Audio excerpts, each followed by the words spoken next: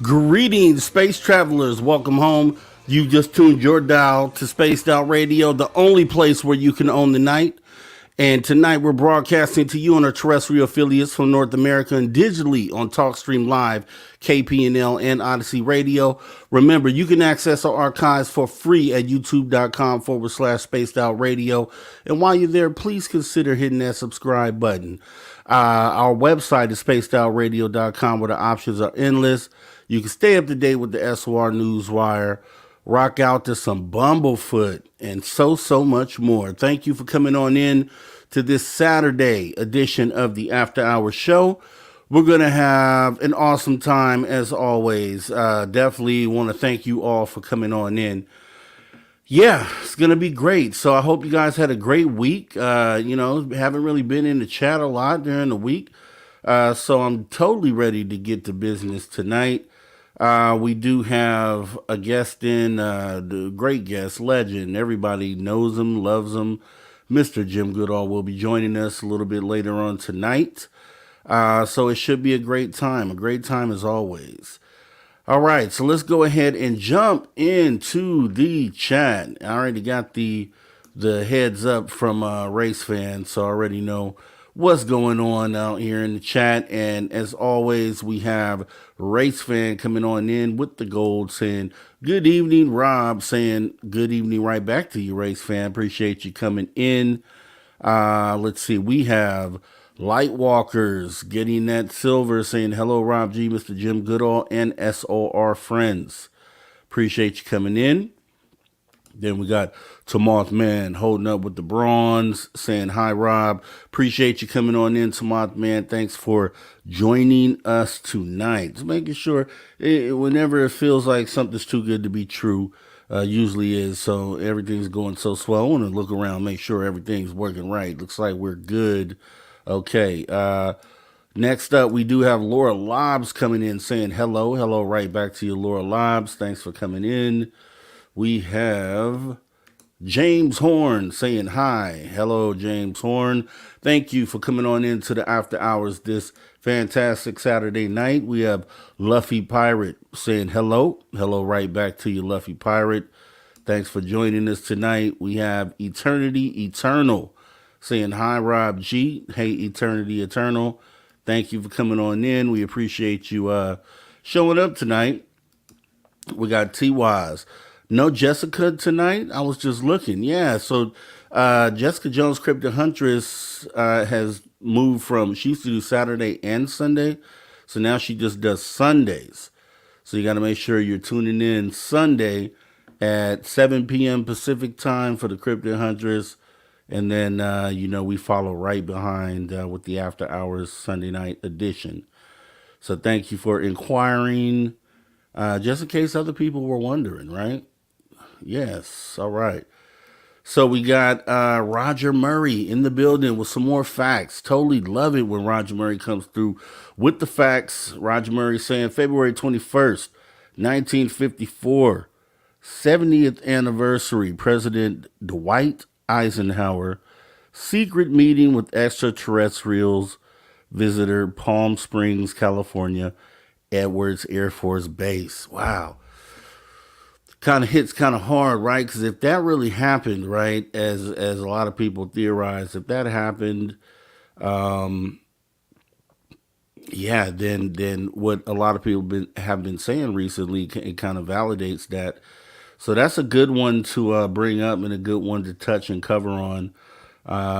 Didn't realize that it was 70 years since then. So potentially they've been trying to tell us what to do for at least 70 years, or at least give us guidance. And maybe we've listened, maybe we haven't. Chances are we haven't.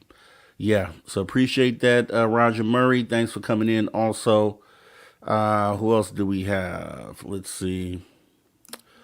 We have Kathy Evans saying hi. Hello, Kathy Evans. Thank you for coming in. We have the Christian Wind. Hi, SOR. Skip here. My phone's broken. Just listening today. All right. Well, definitely appreciate you coming on in and listening in. I hope we can give you a great show. Usually it's pretty good over here, so hopefully we get more of the same tonight. Thank you for coming in, Christian Wind. We have Magneticus Attractus, who has stepped in saying, hello, Rob G. Hello, right back to you, Magneticus. The man with the plan. He's going to build us something special one day, I'm telling you.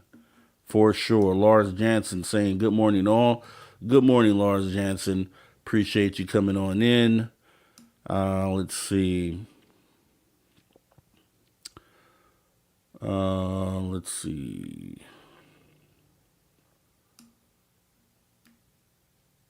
Okay, we got Puck Elf. Puck Elf, hey, hugs and percentages. Percentages to all, okay? I'm with you, Puck Elf. Thank you for coming on in. Hugs and everything to everyone out there. We got Stargazer saying hello, folks. Hello, Stargazer. Thank you for coming on in. We got Body Technician saying morning right back to your Body Technician. Let's see. Okay, we got JSCO77 saying hello, everyone. Hello, JSCO77. Thank you for coming in. Jessica McCreary saying hello. Hello, right back to you, Jessica McCreary. Thank you for coming on in tonight. Let's see. Who else do we got here? We have Facebook user saying good evening, everyone. Appreciate you coming in. LowCam51 tonight. I know I keep saying that. I created a page for something else that I'm doing the other day, but I didn't create one for Social Dig. Tonight, Lil Cam. By the time we talk tomorrow, that'll be official. Thank you for coming in too, Lil Cam 51. Appreciate you. Let's see. Lulu Bell. Hello, lovely people. Hello, right back to you, Lulu Bell. Thanks for coming on in. Thank you for coming in. Let's see. I would love to do this, Roger Murray. Next guest, former female race car driver Danica Patrick, on the subject of UFOs and government disclosure. Man, tag her, let her know that we would love to have her. Believe me, we could talk some UFOs. That's for sure. We got Heidi Pop. Hey, is Jim in two places? Is he? We'll have to take a look at that. Let's see.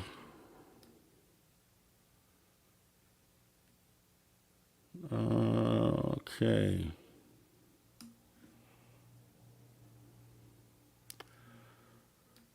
All right. Who else do we have? Dragonfly. Evening, Robin. SOR chat. Thank you for coming on in. Appreciate you. Jason McDaniel. I've been gone for a year. Hi, everyone. I know how that happens, Jason McDaniel. Thank you for joining us tonight. Appreciate you coming back. And just to follow up with your question, what happened to Dave? Dave is safe and sound. Dave is safe and sound up in British Columbia, Canada. He runs Monday through Friday, and then I take over for Saturday and Sundays. So you just happen, after a year of being gone, you just happen to tune in at the perfect time when the stars aligned for you to take part of the after hours. So it's an honor to have you back here, and really hope you enjoyed the show. And then once Monday comes in, Dave Scott takes over the conductor's seat and runs the train from Monday to Friday, 9 p.m. Pacific until midnight. And then here we run 8 p.m. Pacific until 11 p.m. Saturday and Sunday. Awesome guests. Check out the catalog. We have some awesome stuff going on here, and we have a lot of good things coming soon as well. So welcome back. Let me see. We got Susan Alloway. Thank you for coming on in, Susan Alloway. I do appreciate you. Let's see. Puck Elf. Woo, archaeology, great topic for Elf. Yeah. It's actually probably, if you think about it, this whole thing, archaeology probably plays a huge part in this, and we'll kind of get into that a little bit later on tonight. Let's see, who else do we have? We have Doug Shelby. Doug Shelby, happy Saturday night, everyone. Well, it's already Sunday for our Aussie SOR heads. True. It definitely is. So we definitely want to welcome Doug Shelby in the building. Thanks for coming on in. And Gaia Love 1. Hello, everyone. Thank you, Gaia Love, for coming on in. We appreciate you. We got Vaughn. Hello, wonderful brothers and sisters. Hi, everyone. Hey, Vaughn. Thank you for coming on in. Let's see.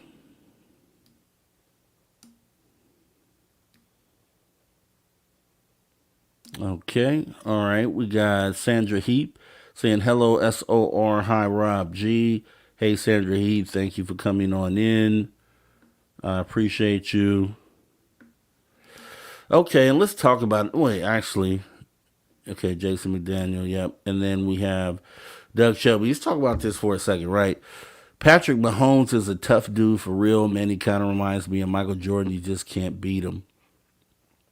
I told my stepfather, we were in there watching the game. Oh, let me set the stage. It was such a beautiful thing, right? Everyone in my family, I'm in California, so obviously they're all 49er fans. Everyone except for me, right? I'm the only one who isn't a 49er fan. So I was able to go in a house full of 49ers, watch this game from beginning to end, and watch Patrick Mahomes do something Mahomesy.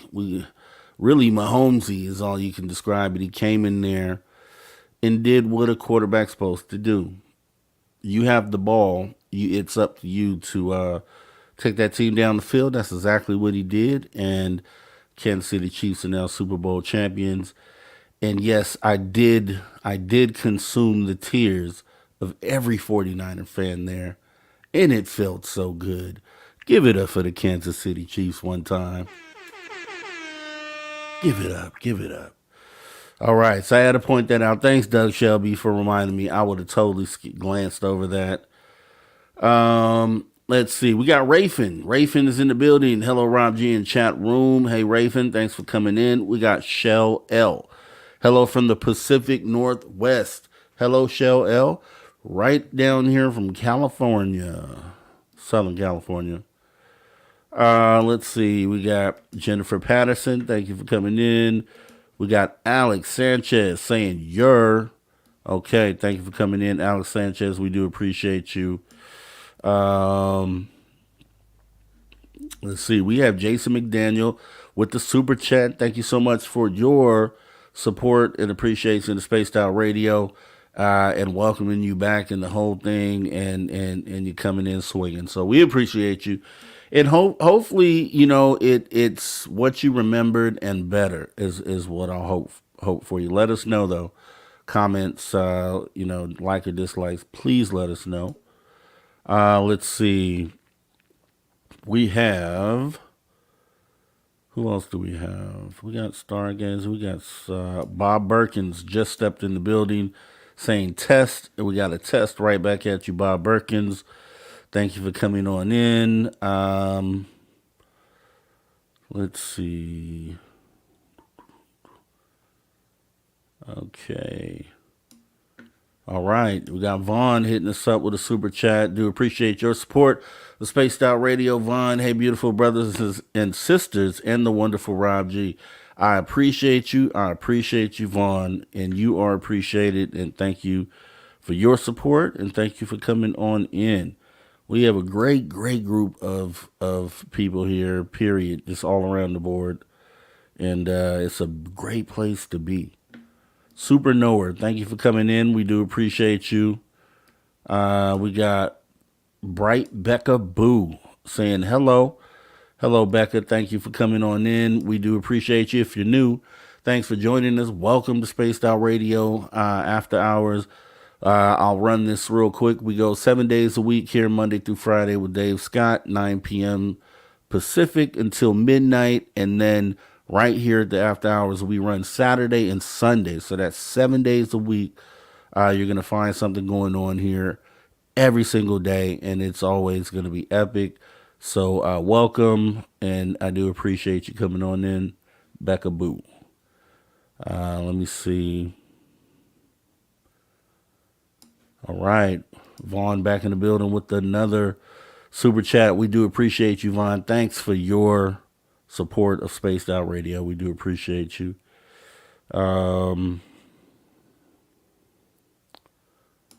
Okay. Destiny Rock saying hello with the wavy emoji hands. Thank you, Destiny Rocks, for coming in. We got Pix Smack Talk with Rob G. Let's go, Pix. Let's go. We could do that. I like that. I like that. Let's see. Smash the like button, please, everyone. We love this show, and this show loves all of you guys right back. And Ginger Turtle 43, what's up from Newfoundland? Wow. Welcome, welcome, welcome, welcome. All the way from Newfoundland, all the way here to California, and the love goes all around the globe. We got Eric Freeman saying that game was rigged and scripted, my dude. I know I can see how it could seem that way, Eric. I'll tell you what. I dislike the Niners so much, but to see my family members in such a state of shock, I really felt for them in that moment. You know what I mean? I really felt for them, genuinely, and I really had to, make sure that they knew that hey, this is just a game, right? And I really care about your feelings. That lasted for about 30 seconds, and then I was right back to smashing on the 49ers. So thanks for the comment. Thanks for coming in. Poncho Zork. All right. Thanks for coming in. Talking about Spaced Out Radio, question mark. Yeah, we can't forget the Poncho Zork. No. Okay, and I think, yep. So now we are at the bottom. So I appreciate everybody for coming on in. Thank you so much for joining us tonight at the After Hours. It's going to be an awesome show. It's going to be an awesome show. This is Saturday night, so you know how we get it started. We go ahead and we hop into the time machine and go back and take a look at the week that was Spaced Out Radio, because it's very important that we do so. Just like Jason hasn't been here for a year, Jason, right on time, you'll get to see the weekend review, everything that happened this week at Spaced Out Radio. And if you guys decide you want to go and take a look at that, you can jump into our archives, which are free at youtube.com/Spaced Out Radio. And here we go. I mean, the mind is something that it can play tricks on you. It's not 100% accurate. It changes things. I mean, how did you get a hold of your mind in order to do this and know that these experiences were happening? I mean, I guess it was just all happening like at the time, you know what I mean? I guess you don't think about it, it's strange. And then I guess you go into it knowing that something's going to happen. You go into it knowing that something's going to happen. But I've also had, because I wanted to microdose mushrooms because I've heard that they can help build more neural pathways in the brain. And I heard it's very healing, but I've also had bad experiences where I wasn't prepared for it correctly. And it was a horrible experience. Like, it makes you feel bad, depressed, down. You're like, why did I do this? So there can be but what I learned from that, and there's a big learning experience. When I had Chris on my show, he agreed with me from Forbidden Knowledge News. He agreed. He said the mushrooms will always teach you something, and that's really important, because what happened was that day that I took them and it was bad and I was really depressed, I realized that I wasn't living my life right, and that I was making bad decisions in my life, and all that was happening was the mushrooms were showing me that. They'll show you things whether you're prepared for it or not. So it's like when you go into these experiences, you have to be very responsible and very ready, as much as you can be, if that makes any sense. Yeah, I mean, I don't know if I've never done it. I've never done either. I don't think I will, because I just, how can I put it? Well, you're having experiences without it, so you don't need, Yeah. So you're already having like experiences that you can't explain. So maybe for you it's easier to connect consciously, whereas some people need it, some people don't. I don't know. Very much appreciate it. Let's go into the forests of Washington State, because much like British Columbia, we're in that natural rainforest area that the trees are thick, they're big, and they have their own secrets. That's for sure. They do. What have you found in the forest? Well, I've had a couple experiences as far as with Bigfoot is concerned. I'll talk about one incident where Ander, my paranormal partner in crime, we were up at a place called the Foss River, and we were hiking up the Foss River, which goes up to a place called Necklace Lakes if you keep going up there. And at the end of this, before it starts heading up vertical, we both felt like we needed to lay down and take a nap, like just this intense feeling, like we had to take a nap for some reason. And we were filming all of this at the time, with GoPros, because we were on the trail. And he checked his watch, because we had it timed with the GoPros. Everything was synced.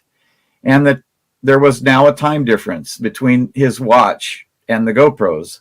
My GoPro actually failed, just went dead. And then after that, so did his. It was just a really odd thing that happened in that area.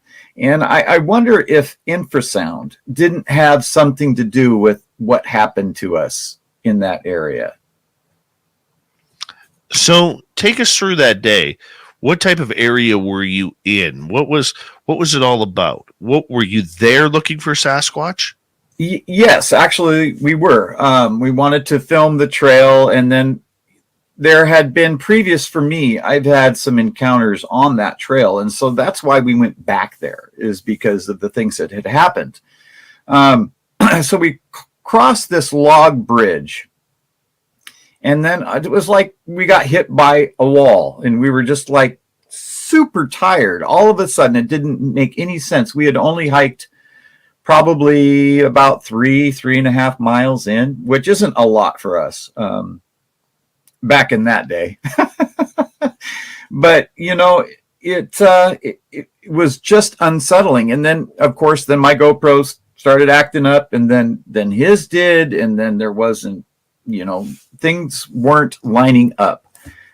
So we could only assume at that time that maybe it was infrasound or some kind of electromagnetic anomaly of some sort that was in that area. From what I'm hearing, they can't get into it. Every time they go to log into it, immediately within seconds, they're shut back out. This also, what a lot of people don't understand is it also affects MUFON Canada. To me, that's targeted, Bob. No other UFO site has been taken down as far as I know. I do know from sources that there have been issues with an increase in trolling and an increase of negativity that they've never had before with the television show Ancient Aliens. And I don't know if this is a targeted attack or if this is somebody who maybe has a beef with MUFON and they're like, hey, I can hack this. This seems simple. Or whether it's something more. Well, I mean, look, you know as well as I do, there's 100 people out there that would do it just for the giggles. They don't need another motivation. Then there's another bunch of people that probably want to download all the data at once and get access to it without anybody knowing they got it. And you just don't have, it could be any and all of these things. So we don't know what kind of security measurements, security checking, security measures, data checking, what kind of logging they have. Do they log every entry that interacts with the website so they can go back and do forensics on it? We don't know the details, and they're not telling us. What do you think happened? Do you think it's an inside job? I don't think it's an inside job. I think it's an outside job done by talented hackers. But it does appear to me they have corrupted the code so that it can't restart. That's not good. Right, my man. Skinwalker Ranch. First time you step on it, you kind of get that sense of feeling like, hey, this place isn't so bad. Nice and calm. Yeah, Okay. it's more like confusion, right? Why is it so calm here? Why is this so nice? Wow, like you almost want to whisper, what's going on? Where's the aliens? How long did it take before things started happening there? I mean, it's so I was there. We would be on the ranch, generally speaking, Monday through Friday. Supposed to be 12 weeks and went a little longer than that, but up becoming 4 months. And every week something happened. If we had a bulk of a week without anything happening, it was odd. So I would think that I just don't recall how long it was, how much time I was there before we started filming, because it's as soon as we started filming and getting everybody focused on stuff that things started happening. I think that, in that episode, that first season 3 kickoff meeting in that episode, we were getting that, 1.65 gigahertz weird frequency. We had a planes doing surveillance overhead, right off the bat, which is, again, it was cool, but, the think it was maybe only week 2. We had the guys out from UAPX who were a couple of guys who were on board the Nimitz during the Tic Tac encounter. And we saw, did this thing, we fired a rocket into an area, the triangle, to try to stimulate some activity, trigger something. And a UAP popped into the sky in the same place that it was seen quite often. And I saw it and it was like, oh my God. And of course, right away, you want to make sure it's not a star, satellite, plane, space station, whatever. And of course, Eric does all that. He's got all the devices and it's nothing. And you're like, oh my God, is it going to do something? Waiting for it to do something. And then it disappears. And that was like that was not only the first real experience on the ranch, it was a real UFO, right? A real UAP, like verified, documented. And so that was, a heck of a way to kick off, a summer on the ranch. Like I didn't have to wait 3 months for one. It was week 1 or week 2. So, like I said, right away. I mean, and that's not to take into account all of the electronics things that happen constantly. It's like it's Do not ever go on Skinwalker Ranch expecting anything you have electronic to work properly. It just won't. Why do you think so many outdoors people, hunters especially, haven't had encounters with this creature? To be honest with you, I've actually had, my dad would take me, like I said earlier, all over the country, and people would approach us. And we would actually end up meeting a lot of people who were hunters. Like, they weren't out hunting when we were there, but like we'd be in town, and then we would talk to people, and they would ask us like, oh, like, like locals and stuff, we'd like talk to them. And a lot of the local hunters would tell us that they actually had experiences out there, and they would say like, oh, like, I had an experience, and we believe and whatever. And I didn't believe until this and that. And so, we actually met a lot of people all over the country who would talk to us about it. And so we would actually end up, I don't know if you ever watched, I'm sure you have, but I think it's Finding Bigfoot, when they have the town meetings. We sort of kind of like started that back in the day. We used to have those little get-togethers in like these little towns.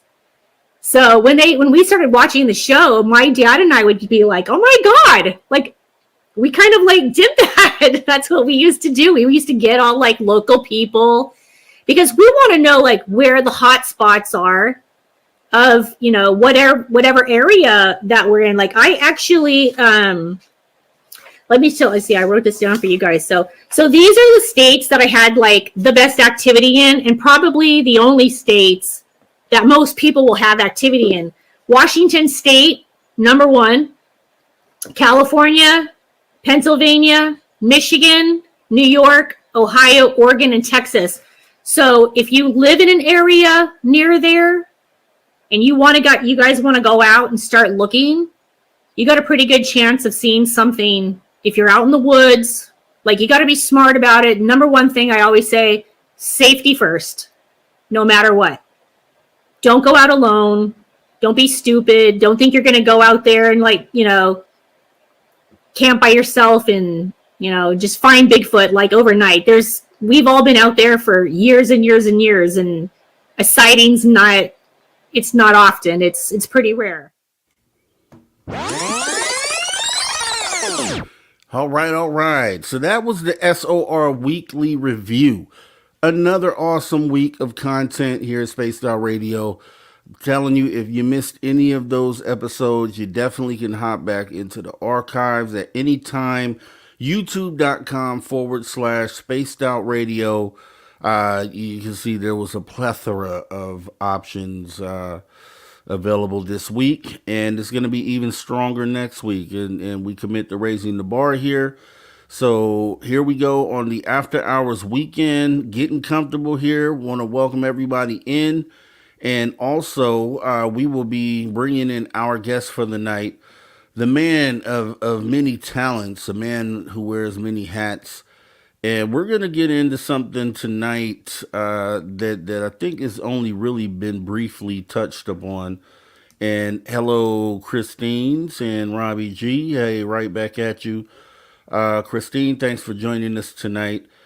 And yeah, so we're gonna some things tonight that are some things that I think are important to the overall picture of where we're going as humanity, how we get there, and some of the, sometimes we only think in our little box where, we maybe sitting at home.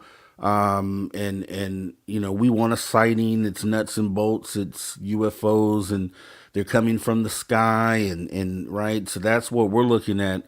But we don't look at the other side of it. Bob Lazar said a few key things. We'll get into that. But let me go ahead and bring in our guest for the night so we can get this conversation going. The man with the plan, the legend.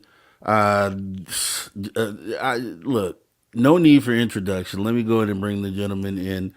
Mr. Jim Goodall, how are you, sir? Hey, I'm doing great. I came in a little bit earlier, and you were talking, and I went to get a glass of water, came back, and Dave was on. I said, well, am I on a time warp? Did something happen?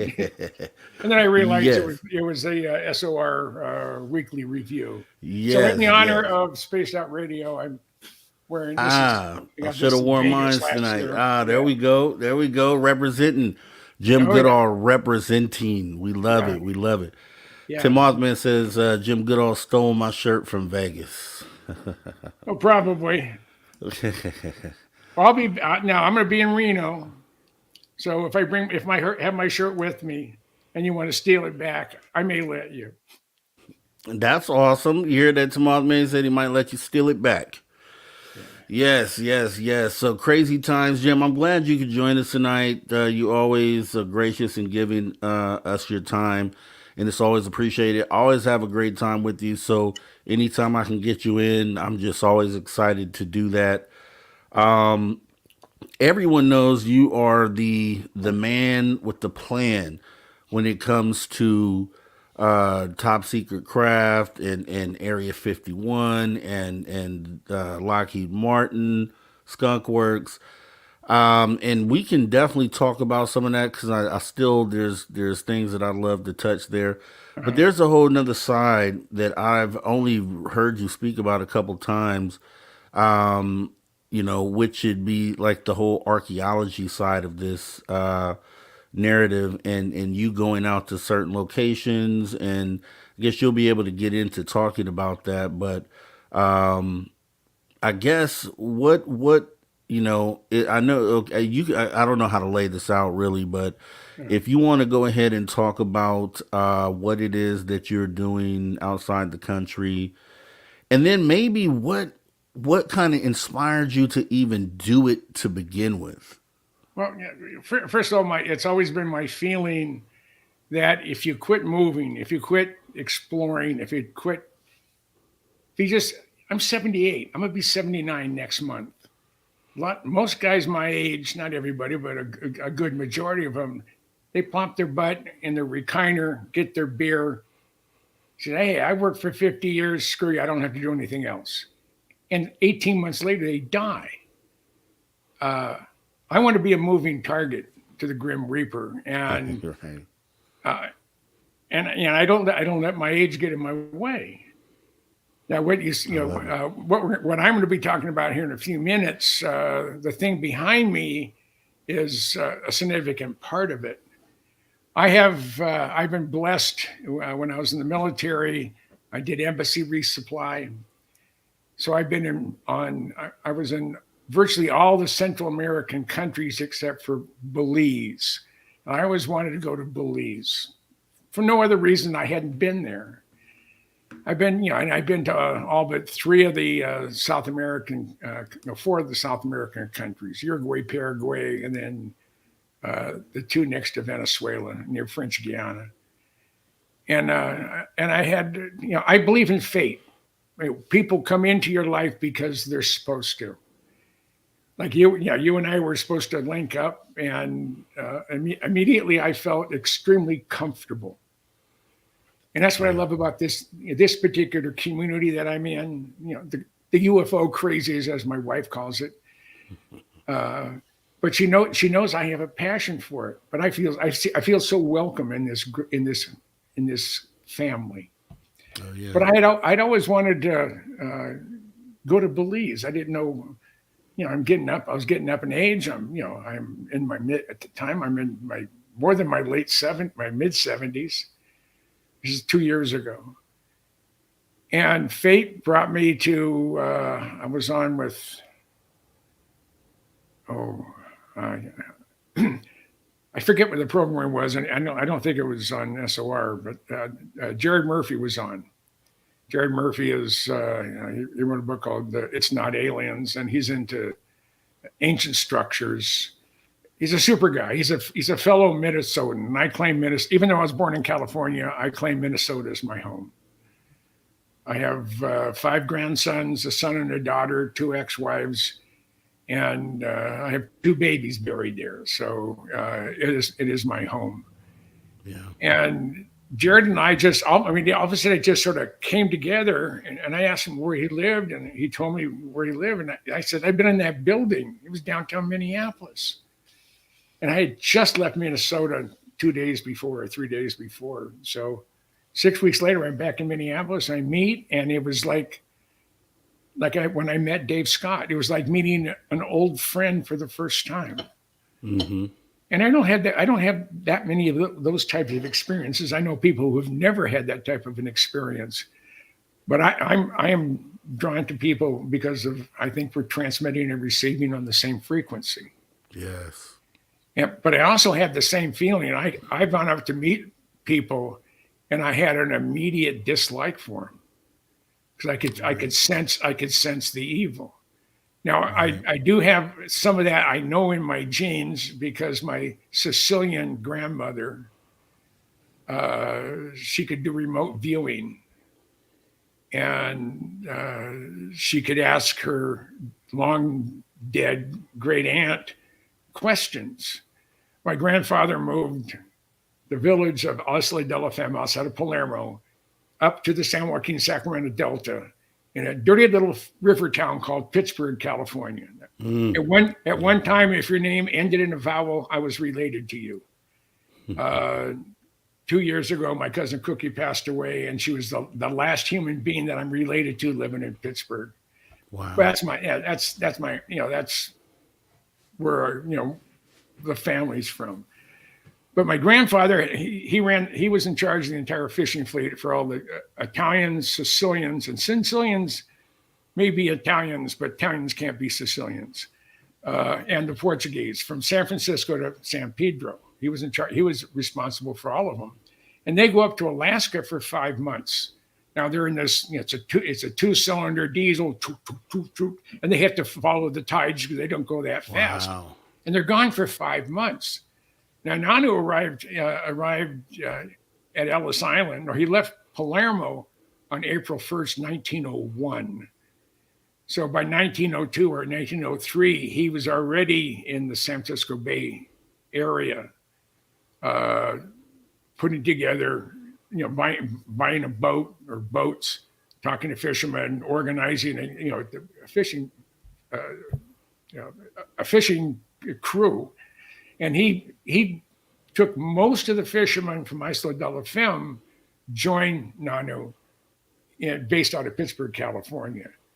And they would do that if they went up in Alaska, and when they shut down commercial fishing in the mid-50s in San Francisco Bay, they went to Monterey Bay.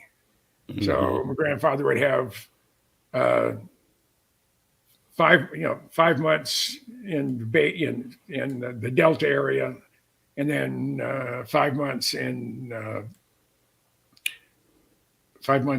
Monterey, unless he was up in Alaska, and then that sort of swapped out with Monterey. So, but the Nana was the granddaughter of the mayor of Isla della Femme, and she was the matriarch of everybody who came from Sicily that lived in the town of Pittsburgh. And they would always come to her and says, Angelina says, can you tell me how much money Giuseppe is going to have in his panvelope? Because you get paid cash. There was no gambling. There was no, there may be some hookers in some of the places they stopped, but most of the time they never, they were at sea almost the whole 5 months. Yeah. They'd replenish, they'd go in and replenish and go back out. So there weren't a lot of opportunities other than gambling. And Nana would say, I'll ask my great aunt when I see her tonight in my dreams. And she'd write down Giuseppe, $314.12. She'd write that on her calendar. And then she'd get hold of his wife, Giuseppe's wife, and tell her that this is how much he's going to make. And she may be off $1 or $2. I mean, it ranged from $250 to $3,000, depending on who you were and what you did. Excuse me. So she could talk to her great aunt, and her great aunt would go in and tell her what was going to be in the pay envelope, because the pay, they were probably starting to head home So everybody had their final pay envelope. And half the wives of the crew would come into Nana and say, Angelina, and says, and they'd go down the list, and she would ask everybody, and she was, and the guys knew it too, so they really had to, make sure that they didn't foolishly, use it on something foolish, and your wife's going to get. I mean, that's because that was their income for the year, or a good part of it. But if you were now they were sane, I guess they're saners, but they have the nets coming out, and they in most cases they were anchored because the currents are so swift. They dropped the nets down, and they said if you fell in the water, you're automatically considered dead. Because when the water is, the only thing keeping the water from freezing is moving too fast. Because they have 45 to 50 foot tides up there at certain parts of the year. Jeez. I mean, spectacular watching it. And one morning, it was 3 o'clock in the morning, Nana woke up screaming, Papa fell overboard, Papa fell overboard. And all the kids, my mom and her 2 sisters and 2 brothers, and running into the bedroom. He says, Papa fell overboard, but he's okay. He said, I see him. He got his foot caught in a net, and they were able to drag him in. Okay. Normally, he would have been gone. Within so moments. When they finally, a month and a half, 2 months later, when they finally got back to Pittsburgh, my grandfather came in, and Nana said, Angelina, I have to tell you something. He says, you almost became a widow. She says, I know. He says, this is the time you fell overboard. This is where you fell overboard. And he was right. She was right on the button. So I know I have I know I have those genes in me. And I've always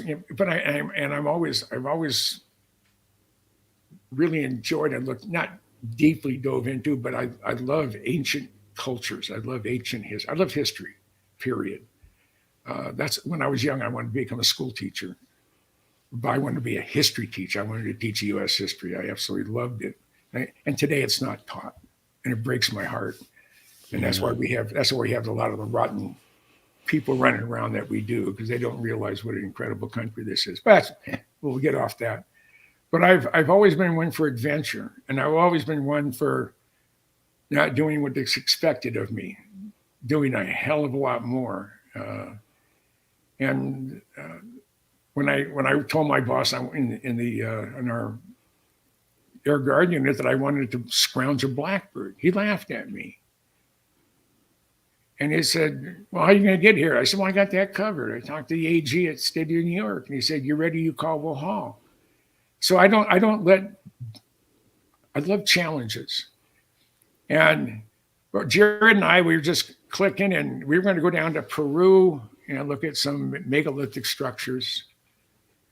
There was a political coup down there. The military took it. I guess a military coup. And the borders were pretty much closed. Machu Picchu was closed, and all the sites. So we decided we were going to go somewhere in April of last year, and we decided. And fate had it so.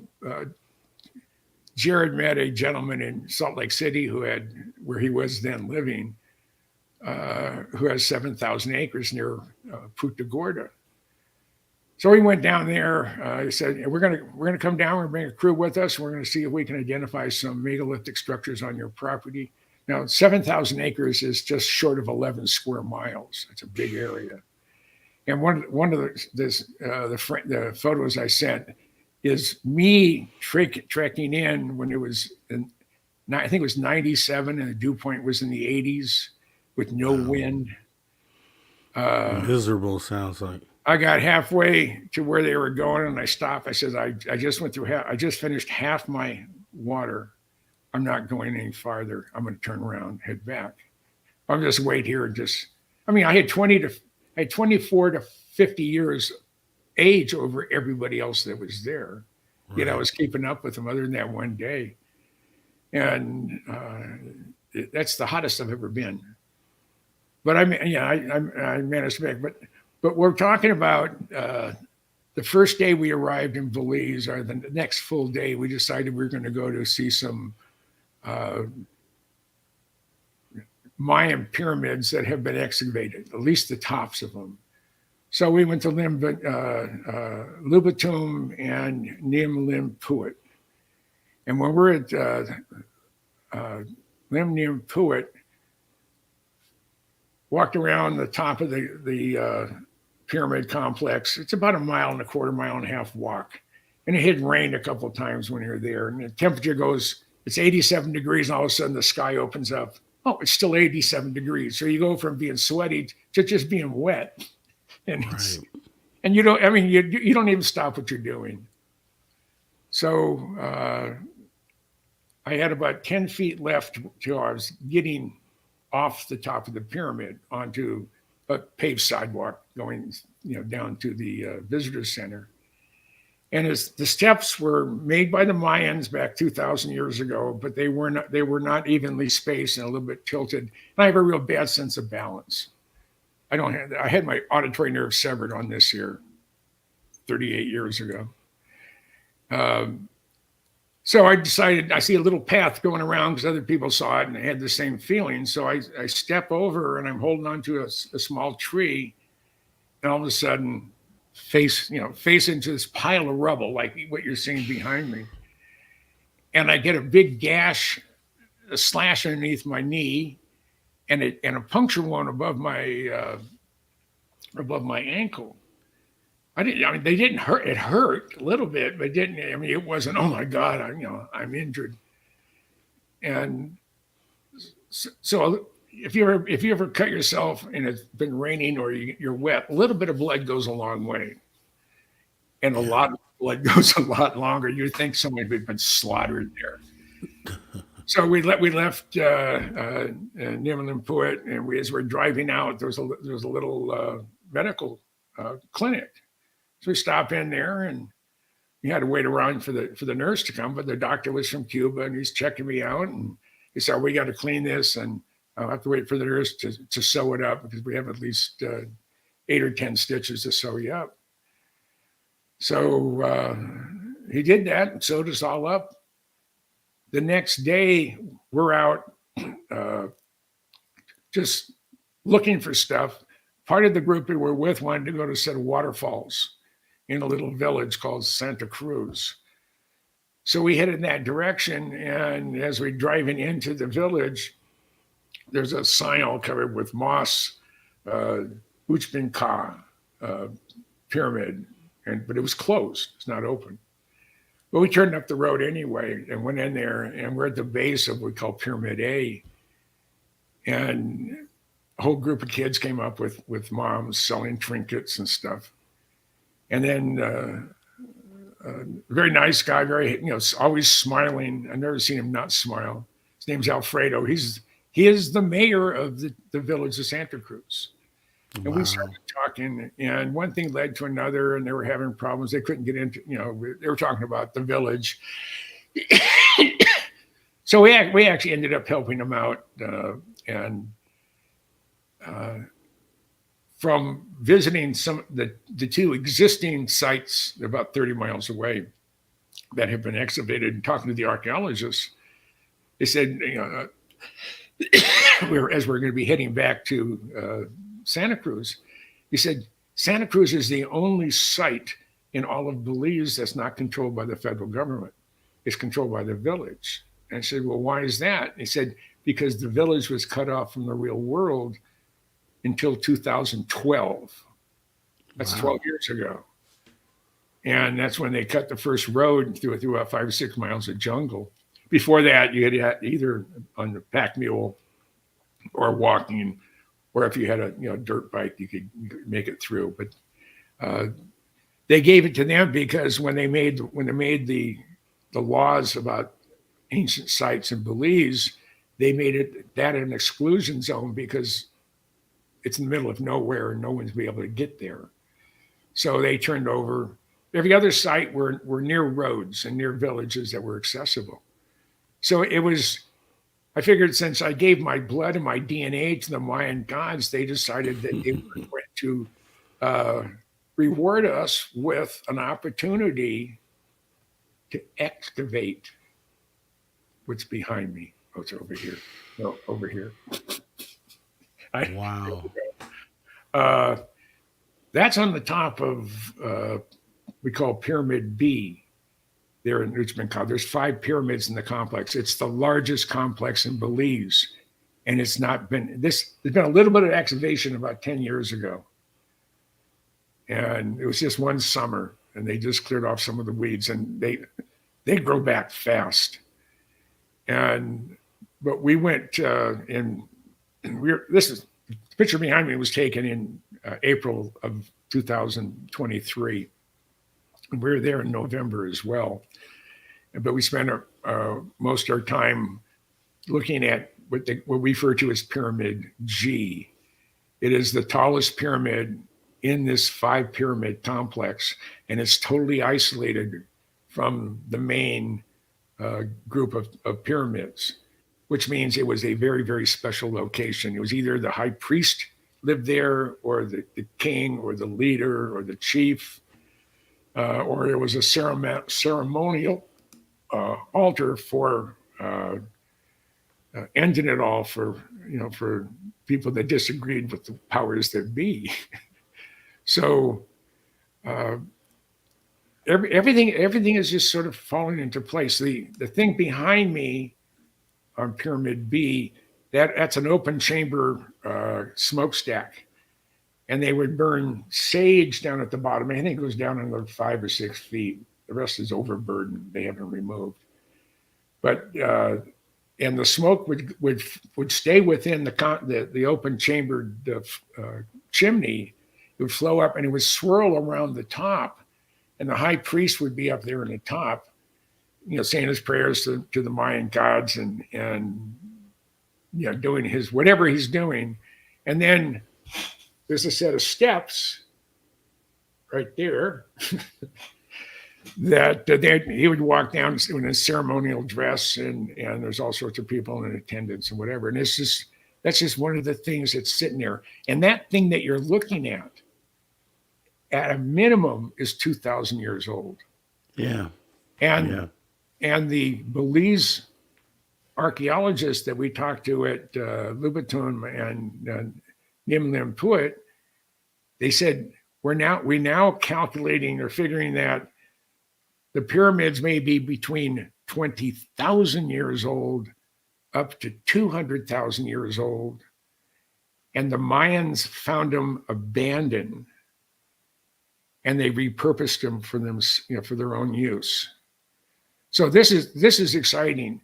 There was, if in fact we can prove, and there's ways we can see how long it's been since some of this stuff has been away from sunlight.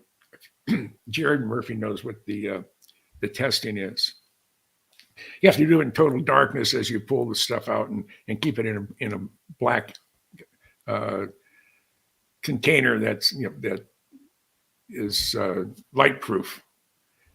And then you analyze it. As soon as sunlight hits it, it wipes out that information. But we're going to try to see if we can identify, as we get down to the base of our first pyramid that we're going to excavate, which is Pyramid G.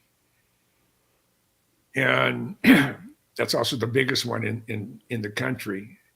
And we're going to do a LiDAR scan this spring to find out exactly where we're going to start. How you're going to attack it. That's awesome. So what I'm looking at, the whole archaeological, just the whole aspect of being able to dig that far back into humanity's history is just valuable in itself. I mean, just imagine if you end up uncovering, some sort of something that validates the whole extraterrestrial thing that we're talking about, maybe pictograms or different hieroglyphs or things you may find on the stones. Every ancient culture throughout Central America, South America, the Middle East, Egypt, say Central America, South America, everywhere throughout the world, there's the same images. There's the eagle-headed creature holding his purse or his Walkman, whatever it was. There are pictures of literally side views of flying saucers, with rays coming down. Some of your art of the 15th and 16th century, it has craft up there with lightning bolts or stuff coming down. Yeah. And it's all over the place. I mean, to say that July 1947 was a epiphany as far as this is, our first proof that UFOs were here. No, that's a pimple on a gnat's butt. I mean, it's just it's insignificant compared to what is throughout the world. And then we have the biggest unknown, and unfortunately I don't think I'm gonna live long enough to see it. Antarctica. There is all sorts of weird stuff, and I've sat down and talked with Eric Hecker. He's the one that has spent time down there, and he said when they turned on one of their big machines there at the South Pole, that's when they had the massive earthquake in Christchurch, New Zealand, in December of. I'd just been there earlier. Happened in 2010. I was there in 2009, and all the central business district was destroyed. So, but Eric said at the moment they turned on this thing on the South Pole, they have they melted holes going down thousands of feet and putting little balls in there. Yeah. Yeah. Forgot what those are called. I know exactly what you're talking about. Yeah. Yeah. And he said, as soon as they did that, there was, almost exactly when they hit the button, says boom, start.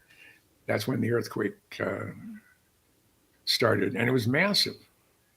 I was in most of those places they were showing, and it was beautiful cathedrals and nothing but rubble. And their art museum was nothing but rubble. They have such beautiful parks downtown. I mean, it's just. I had probably the most enjoyable overseas trip I ever had was going to New Zealand for 10 days, but I was in Australia near Sydney for 3.5 weeks. And boy, if I was a young man, I'd be there in a heartbeat. It's American 1950, 1960s. As far as life was wonderful for everybody. Yeah. They didn't have the prejudices that we had. I mean, I can remember watching stuff on TV, black and white TV as a kid. Yeah. Like I say, I've been around for a long time, so I've seen a lot. But I've also been blessed with a good memory and a good health, and an opportunity to see things and meet people that. Bob Lazar is a dear friend of mine. I'm going to go after Reno. I'm going to go up and spend 2 or 3 days with him. Giuseppe Venatelli, who is the president of the organization that's doing the Bob Lazar movie. Oh yeah. Yeah. Well, I'm listed on the movie credits as technical advisor. Yeah. I talked to interviewed Luigi, and he said you played some parts in there. So I'm glad to see that. And then talking about Bob, because I ended up wanting to transition there too, because when Bob told everyone remembers when he told his original story that he had considered potentially some of the craft that he saw as being part of some sort of archaeological dig. So what we'll do, and we'll tie all those things together. Plus, Jim has some awesome photos from the trip to Belize that we're going to end up showing here in hour number 2. But right now, we're going to take a pause for the cause as we get ready to get things together to get back to you in hour number 2 with myself, Mr. Rob G, and the legend Jim Goodall. We will be right back.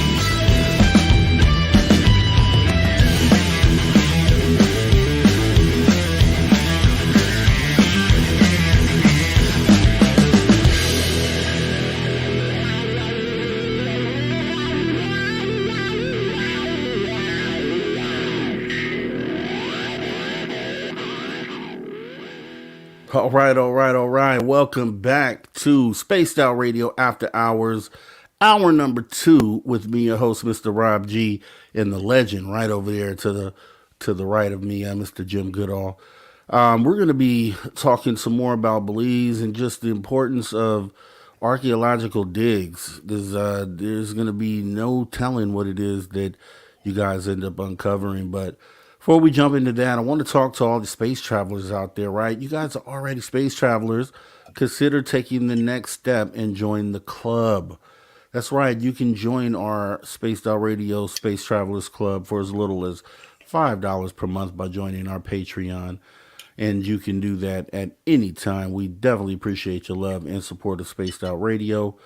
So jumping into it, Jim, Bob Lazar has said famously in his original interviews, and even same thing today, that he believes that some of the craft that he saw over at S4, which segueing a little bit into the whole film that's coming out this year with Bob Lazar and the Unreal Engine 5 and recreating S4 and all these crafts that he saw, one of them being one that he figured may have been dug up in some sort of archaeological dig. So when you go out there and you guys get the green light to go ahead and begin excavating the site, obviously you may come across just ancient treasures and ancient secrets. But what would, in the side of your mind, are you also keeping the eye open for the extraterrestrial connection? We're going to do, it costs a lot of money, and that's we're in the process of trying to raise money right now. But do an aerial LiDAR scan of the sites that we've been approved to clear. That's to clear all the vegetation and trees off of all 5 pyramids over, that's going to take, a couple of years. But we have my mind just went somewhere else. I hate that. It's like squirrel. We have been given the okay, the blessing from the nation of Belize, the National Institute for Culture and History. And I know what I was getting into. To do aerial LiDAR, high resolution LiDAR, either with a drone or with an airplane, it's between $30,000 and $60,000 to do that. We do have a company out of Lima, Peru, that Jared has talked to a whole bunch of times, that is willing, maybe as a sort of partner, to give us a deal doing drone LiDAR. You can get closer to this, subject matter. Airplane, you can do 5,000 acres fairly fast, but we want as high a resolution as possible.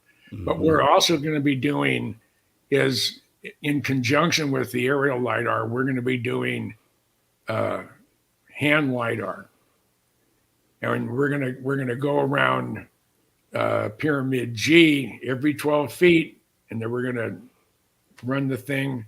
It's on about a 6 or 7 foot pole, and it looks like a 2-liter pop bottle turned upside down, and it's silver, and it sends out millions of laser signals out, and it goes around and penetrates all the vegetation. Mm-hmm. So just by hitting a button, Tom can take out any trees, anything else there, and you're not gonna be able to go through the dirt. We will with ground penetrating radar, which we're going to bring with us if we find some anomalies that don't make any sense, and we know there's got to be something underneath. We're going to have that capability, but it's about as exciting of a thing I've ever done. The people of Belize, especially all the guys in the village of Santa Cruz. They're as cordial and nice.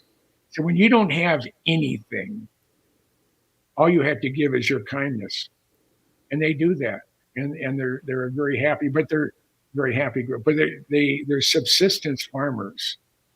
Pretty much anything they eat, they have grown or harvested somewhere in and around the village of Santa Cruz. So they don't have electricity. They don't have running water. God forbid they don't even have Wi-Fi. You can't get cell phone coverage or anything in there. It's a dead spot.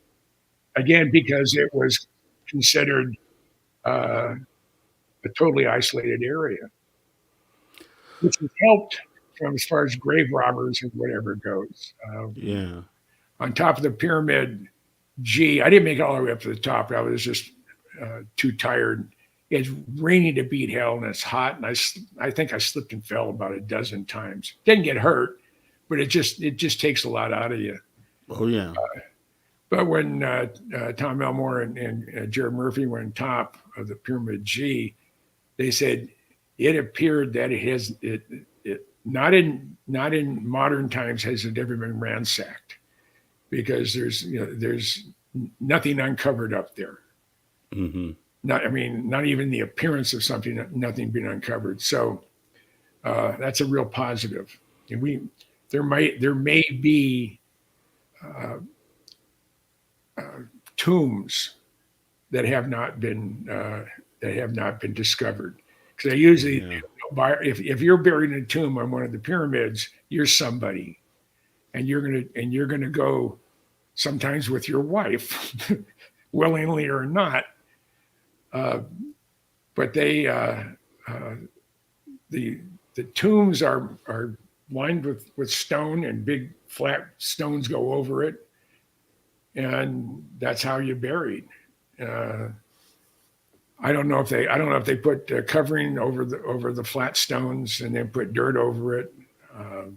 The only ones I've seen have all been excavated. So, but they're in the weirdest spots. Yeah.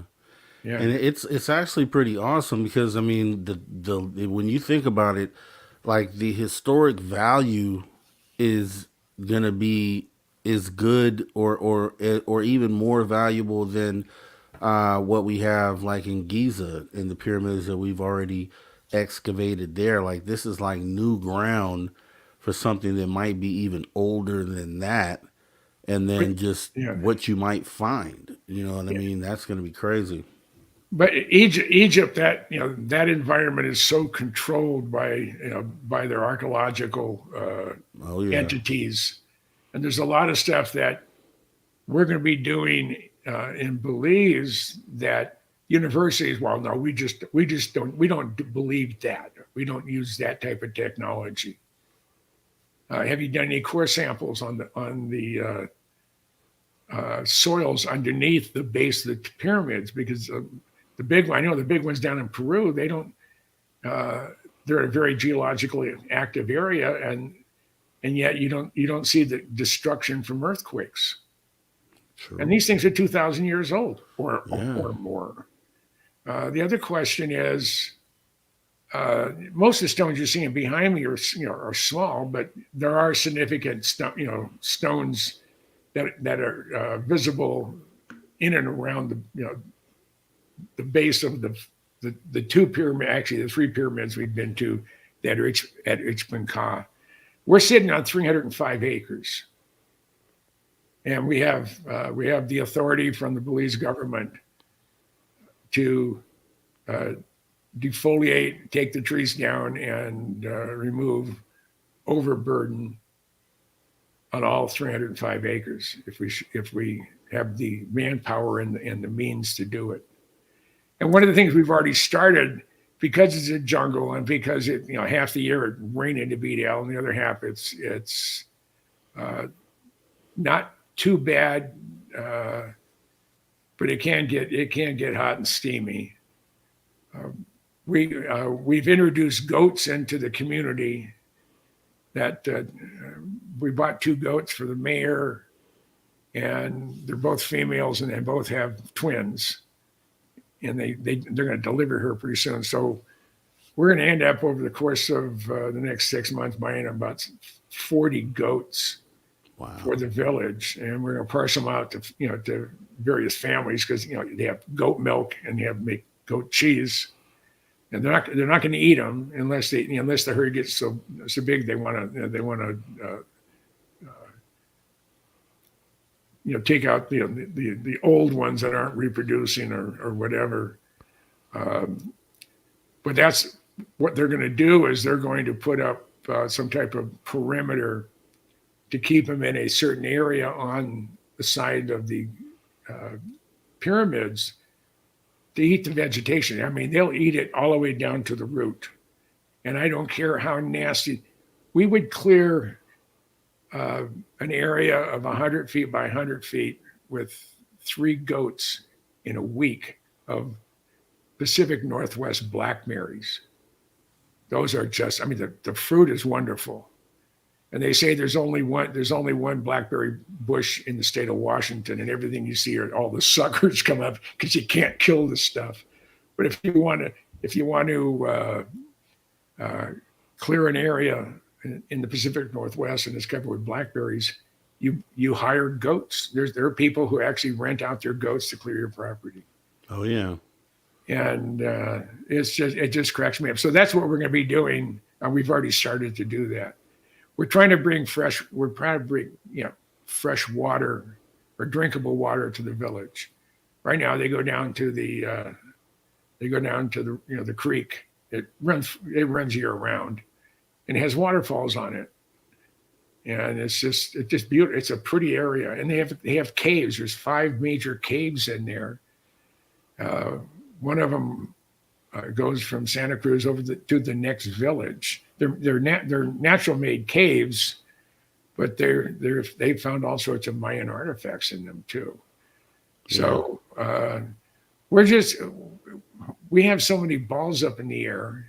I mean, I was on a conference call 3 times this week, minimum 2 hours each time, talking to people who are very interested in what we're doing, and possibly can look at some potential funding for us. To do it right, we need about $10 million.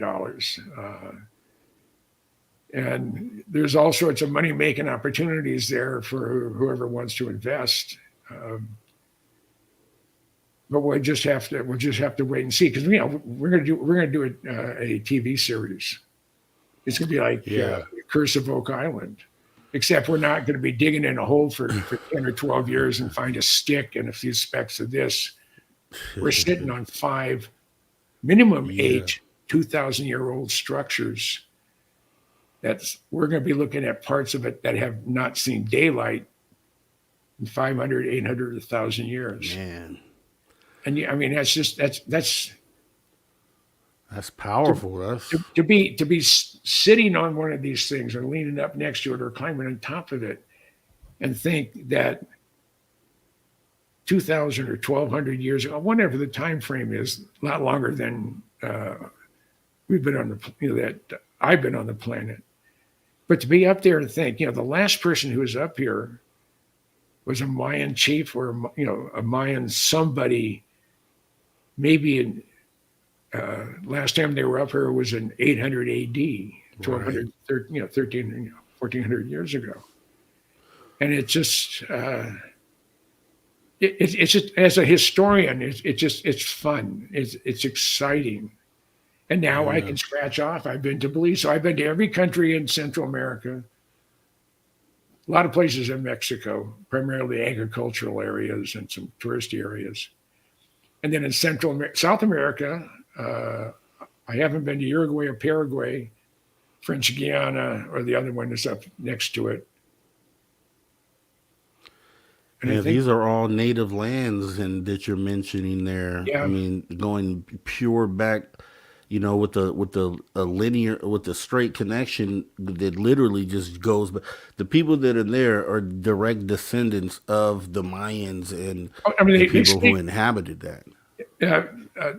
One of the advantages for those of us who don't speak Spanish or don't speak Mayan is the country of Belize used to be called British Honduras, and the official language since the British found the place has been English. So everybody speaks English in Belize. And if they don't speak English, they only speak Mayan. All the regulars, everybody who is Mayan, they speak Mayan. And in the country of Belize, to have all this history, the widest part, it's a north and south rectangle. It's about 68 miles on the widest part and about 158 miles top to bottom. And in there, the official population for the country of Belize is 375,000 plus or minus a few. I mean, there are more people outside of Bakersfield. I mean, you look at you look at some of the little farming communities in there, they could be that big, Right. and not farming communities, but Modesto. I don't know how big Modesto is. I don't know how big San Bernardino is. Not San Bernardino, but Bakersfield. You live there. What's the population? You know what? That's a good question. I haven't even looked into it. It's not very many. It's I forget where I looked into. I looked into where we placed, and actually, let me get the answer right now. Yeah. Oh, there's a computer. Oh, Exactly. The information machine. Exactly. Population here. Let me see. Population is 407,615. Current county, the county itself is 900,000.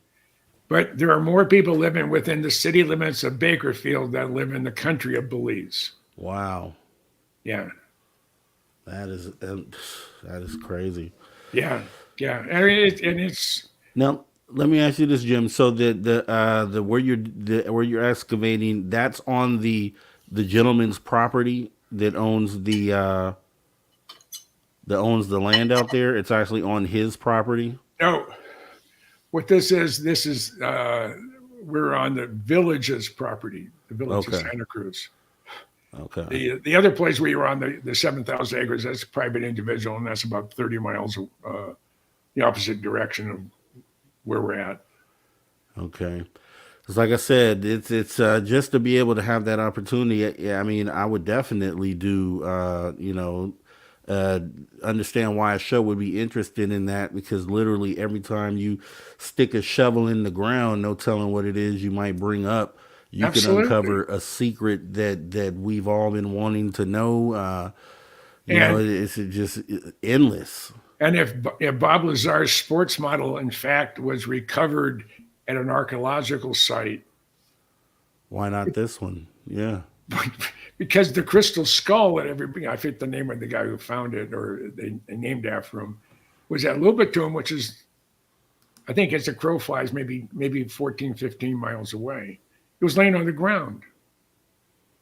Right.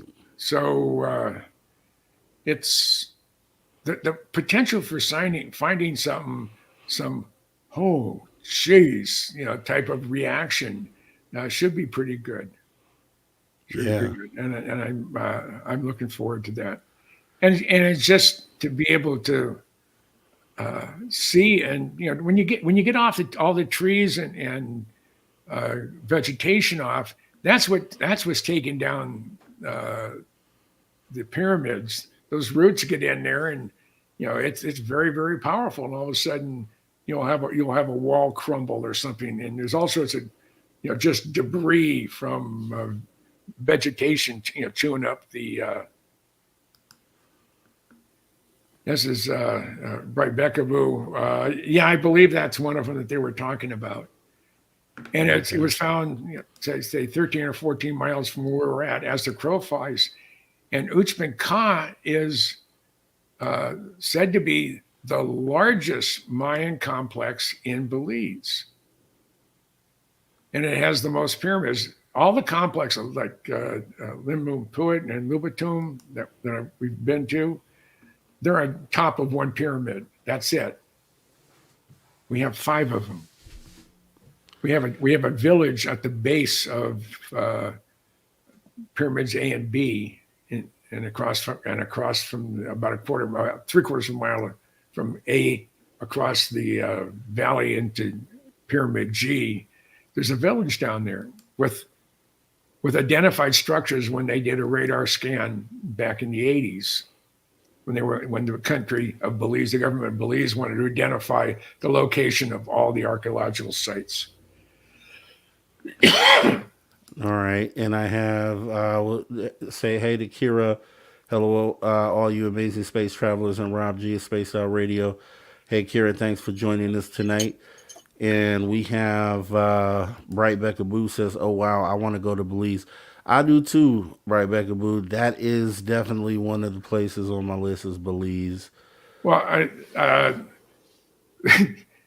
to quote the locals, they refer to southern Belize, i.e., Punta Gorda, as the asshole of Belize.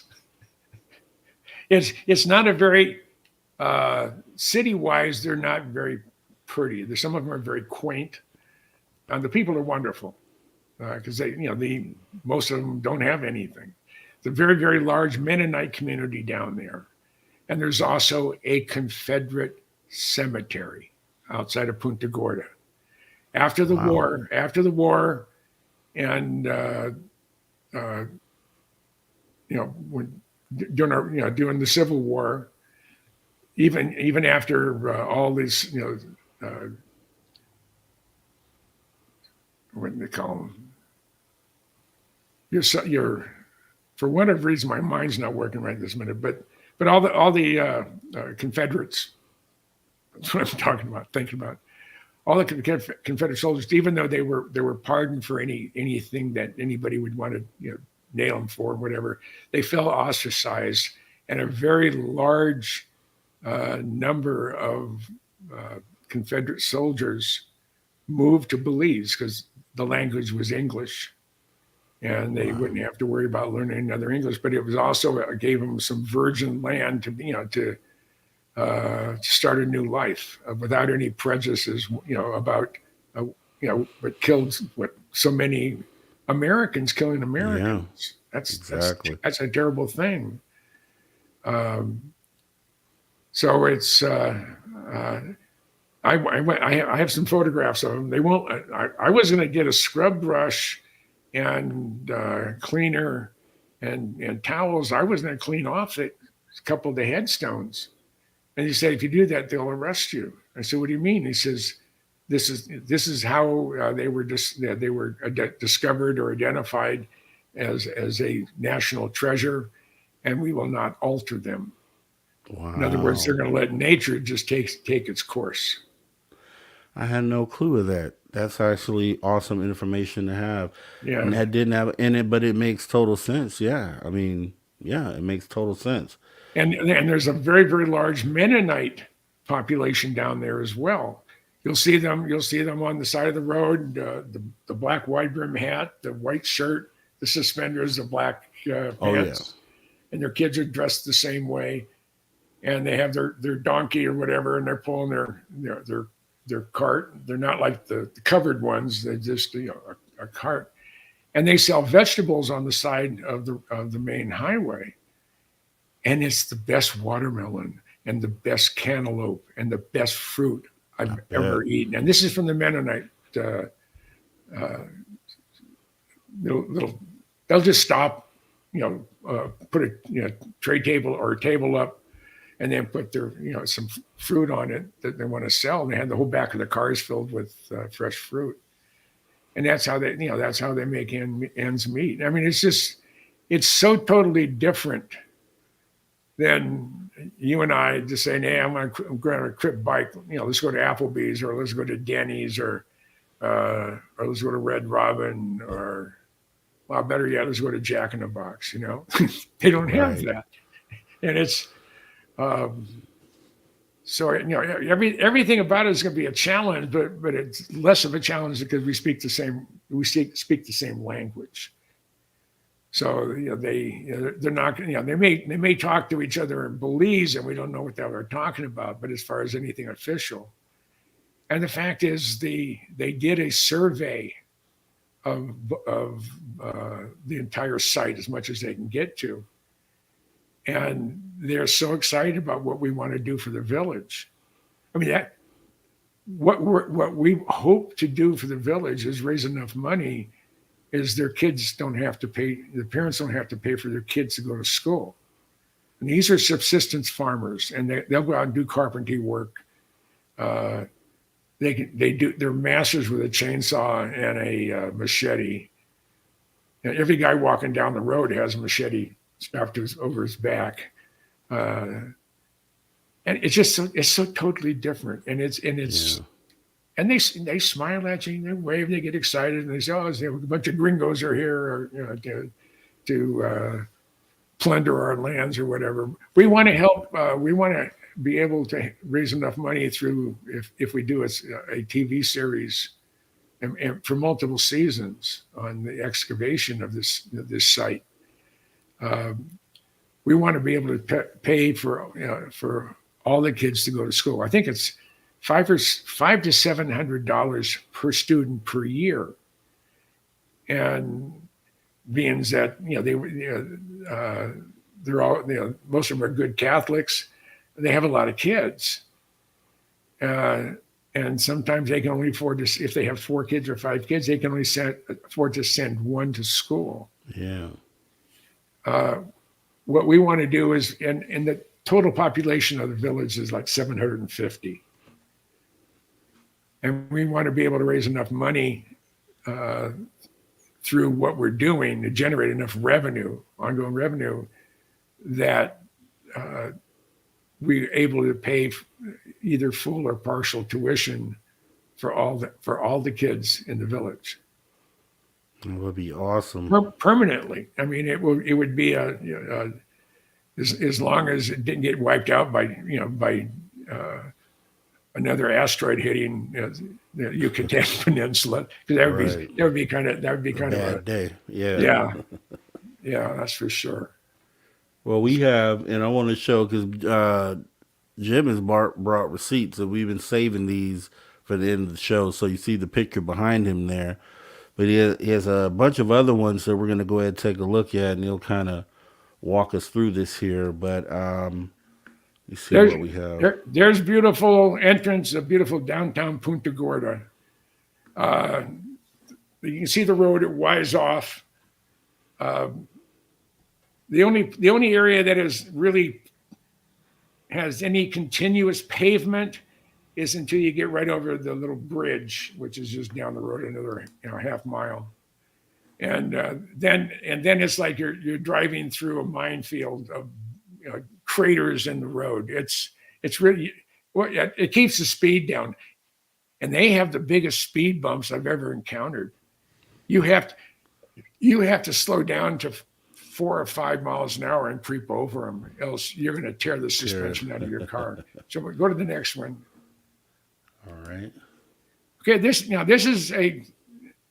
is downtown Santa Cruz. That's very typical of the house. They have thatch roofs. I asked Alfredo, who is the mayor, he just built an addition to his house. It's 20 by 30, the addition. I said, "You have a thatch roof?" He said, "Oh yeah, that's the only way to go." I said, "You never get wet?" And I said, "No, the way the thatch, the palm fronds are, they're actually U-shaped, and it catches the water and all drains off, and it's all overlaid." I said, "Well, how many palm fronds you need to do your house? To do a house, 20 by 30?" And he said, 465 palm fronds will do the job, and they last for a long, long time. So I don't know if when we look at building some cabanas, are we going to do thatch roofs? We may, but it would be a metal roof underneath it. just for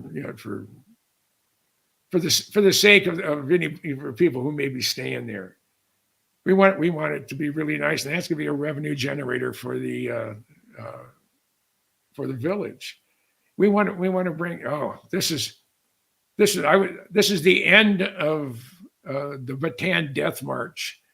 That's after Jared poured water over my head as I'm trying to cool off. It was 97 degrees. The dew point was in the 80s, and they were marching in 6 miles. Now, I'm 28 years older than Jared, and the youngest person there, I'm 50 years older than. So I'm between 28 and 50 years older than everybody. But I made it 3 miles. The reason I stopped is I had gone through half my water. And I said, I'm not going to go any further. I can make it the whole 6 miles, but then you guys are going to have to carry me back. Yeah. And I was just absolutely fried. And after Jared left, I stayed there for another half hour or so. And then I walked down the trail to where the vehicles are. And I got 3 miles. And I finally got to a point, it was a sort of a shady area in a bend in the trail. I just put my backpack down the trail, laid back, and just waited for the crew to come back, and they did. And it turns out it was only about about a quarter of a mile from the vehicles, so I was really close to home. So, but I knew what my limits were, and here I'm on the side of Pyramid G. And I'm actually sitting on some of you can see right behind me underneath my arm, my left arm, there's a flat rock. That is part of the pyramid. And you can see the stones up above me as part of the pyramid. This is the one we're going to clear. And it's raining to beat hell. I had a walking stick. You can see I had a good oak shovel handle, and it works perfectly. Again, like I mentioned, I don't have my balance is really terrible. I only have balance out of one ear. I have my auditory nerve severed a long time ago. So when it's real rocky surface, and it had just pissing rain, and it was, but you can see the smile on my face. We were having a good time. So go to the next one. Yes, you are. Yeah. Okay. These, the guy in the brown shirt, that's Mr. Mayor. That's Alfredo. The gentleman in the blue shirt is Jose. That's his brother. And I can't remember the guy in the white shirt. But if you notice, I don't know if you can see it all, but they all have machetes. Yeah, I can see that. And the guy in the white shirt, you can see the machete fairly well. And that's something you carry with you everywhere. It's just part of your daily uniform. And again, we're partway up. Now, I was telling you how they buried very important people. This is one of the grave sites at Limnium Puet, and the body had been extracted before the place was refound in 1923, as they had a group of British explorers found this site and found this tomb raided. So, but that's a typical for a very important person. And then they would put very large flat stones on top, and I don't know if they would cover up with dirt after that. I haven't gotten that far on Mayan history, but it's something I do love. I absolutely love history. And that is so awesome. You can go to the next one, see which one this is. Okay, this is another tomb, and you see if you see the open tomb, and then right next to it looks like there's a wall, and you can see three flat rocks, or maybe almost 4 flat rocks going across, and those are the covers. We believe that was the royal person was in the one that's covered up, with the flat stones, and this one was covered up as well. But it's believed when the ruler dies, whether he gets injured and dies in battle, because they were very violent, then their spouse has to go with them, whether they're willing or not. So this is a double grave where it may be that two very important people were killed during the same event, whatever it was. The archaeologists aren't sure, other than the fact that these were very important royalty type people. Wow. Next one. And that's what we that's what we expect to find as we clear out Itzban Ka. Yeah, more of these. Yeah. Let's see. Okay, right in this area, down near the grassy part. If you look at the grassy part as a V or a triangle, flat triangle, about right in the middle is where one of the crystal skulls, not one of them, but the crystal skull that was discovered here. It was just laying on the ground as you were clearing off the overburden. Wow. So it's and there's not a lot of stones like you would find in Machu Picchu, and of course they use much bigger stones for their structures. But you can see some paragonal construction inside, in and about, not everywhere. And I'm looking forward to going to Peru sometime this year as well. So I'll be able to go to Machu Picchu and see a couple other sites. And we're going to be invited. We've been invited by the former Ministry of History for Peru. And this is the area where spectators would watch a gathering or a ceremony or whatever. And those are seats. Yeah. Oh, yeah. Okay. They don't look very comfortable. I'm sure the royalty up at top would have better accommodations. Wow. Yeah. Okay. This is a ball court, and spectators were on either side on the grass or up above. You look in the middle of in the center there, you'll see a flat, circular gray object. That was the center of the field. Now, the goal was they would put a ball in a sort of a cup holder, had a rock with it. It had been dug out so it matched the circumference of the ball, so it wouldn't roll out. And you could not touch the ball with your hands or your arms. You could only use your shoulders, your knees, and your feet. And once the ball went into play, it's airborne, and it can go anywhere. And there may be 8 or 10 players out there, maybe more than that. The winning, whoever is able to get the ball to their side wins. Now, if it's, I don't know if you have to have it has to be like volleyball or whatever. I don't know, but there's incentive not to lose. I mean, you can go up into the spectators and kick the ball out to the opposing team, but sometimes the losing team met their fate on the altar. I mean, they were sacrificed. Wow. So there was a lot of reason to give it everything you had. yeah. So again, and this is at I think it's Limpuit, Nim Limpuit. That's awesome. Okay, here's Michael Roser with his shirt off. And there's Jared coming down the walkway where the priest would normally come down. And we're going to eventually all the vegetation you see there is all going to be gone eventually.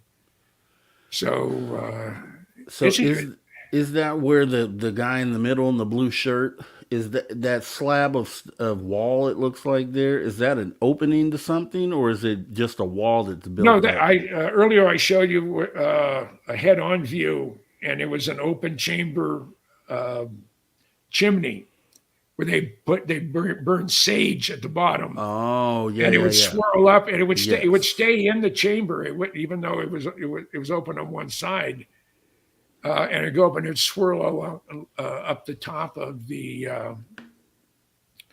pyramid where the priest would be, and he'd be saying what he does or saying the prayers that he does, and then he would come down. He'd come down the staircase, and it went down. And I think it goes down another 4 or 5 feet, but that's as far as that was excavated. And this was about 10 years ago. They were there for one summer. It was some archaeological students from New Mexico, and they lived there the whole time. You know, they brought their provisions. Down in San Antonio, which is a little village before you get to Santa Cruz. So, and this is to show you they do have a sense of humor. This is one of the bathrooms at one of the Caribbean type of, right across the street from this place is the Caribbean, literally right across the street. There's no beach. There's no waves. We're in a very, not a pretty part of the Caribbean. North of Belize and some of the islands, the diving is incredible. The water is so clear. But this is how you determine which one's the ladies' bathroom, which one's the men's bathroom. Yeah, so the men on the right, I would assume. Right. Okay, Yeah. okay, I get it. I get it. Yeah, so That it's just is good. funny. That Yeah. is funny. Okay, there's another shot of deer. Now, there's that open chamber I was talking about when you're looking straight into it. Yeah, Okay. you can go to the next one. Okay, laying in the parking lot, and you can't see it very well, and it would have to be, I think, scrubbed down a little bit to take some of the moss off of it. But that's a Mayan calendar. Each one of those little squares, you can see they've been sort of scratched out. Yes. That is a symbol that tells a story. And what this is, this would be like posting on Facebook, what you had for dinner last week or whatever it is, or it was an announcement that we're going to have a meeting in the central square, on the second day after a full moon, or the second day or first day or 10th day, after the new moon. So it tells you where to go, what to do, what to expect. And again, this was laying in the parking lot. It was That's just insane. there. Yeah. Yeah, so Yeah, and imagine what you're going to end up uncovering. I know. That's what's so exciting. I mean, it is. It's just yeah, it's going to be fun. Now, that's a typical large building in Belize. I mean, in Santa Cruz, excuse me. Is this where you stayed? No, we stayed in Punta Gorda at probably the nicest rental property and affordable. I mean, it's like a hotel or a motel. They have a honor system bar if you drink, and you just fill out your what drinks you had on a little card, and it's right. You go out the gate, and if you trip and fell and rolled, you'd roll down in the water. Wow.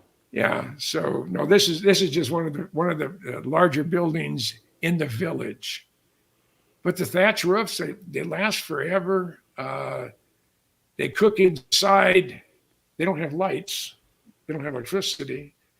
But as they cook, the smoke will go in and around the palm fronds, and but it won't let rain in. And when it rains, it'd be like a cow peeing on a flat rock. I mean, it's just, it comes down in buckets. You can almost drown if you look up.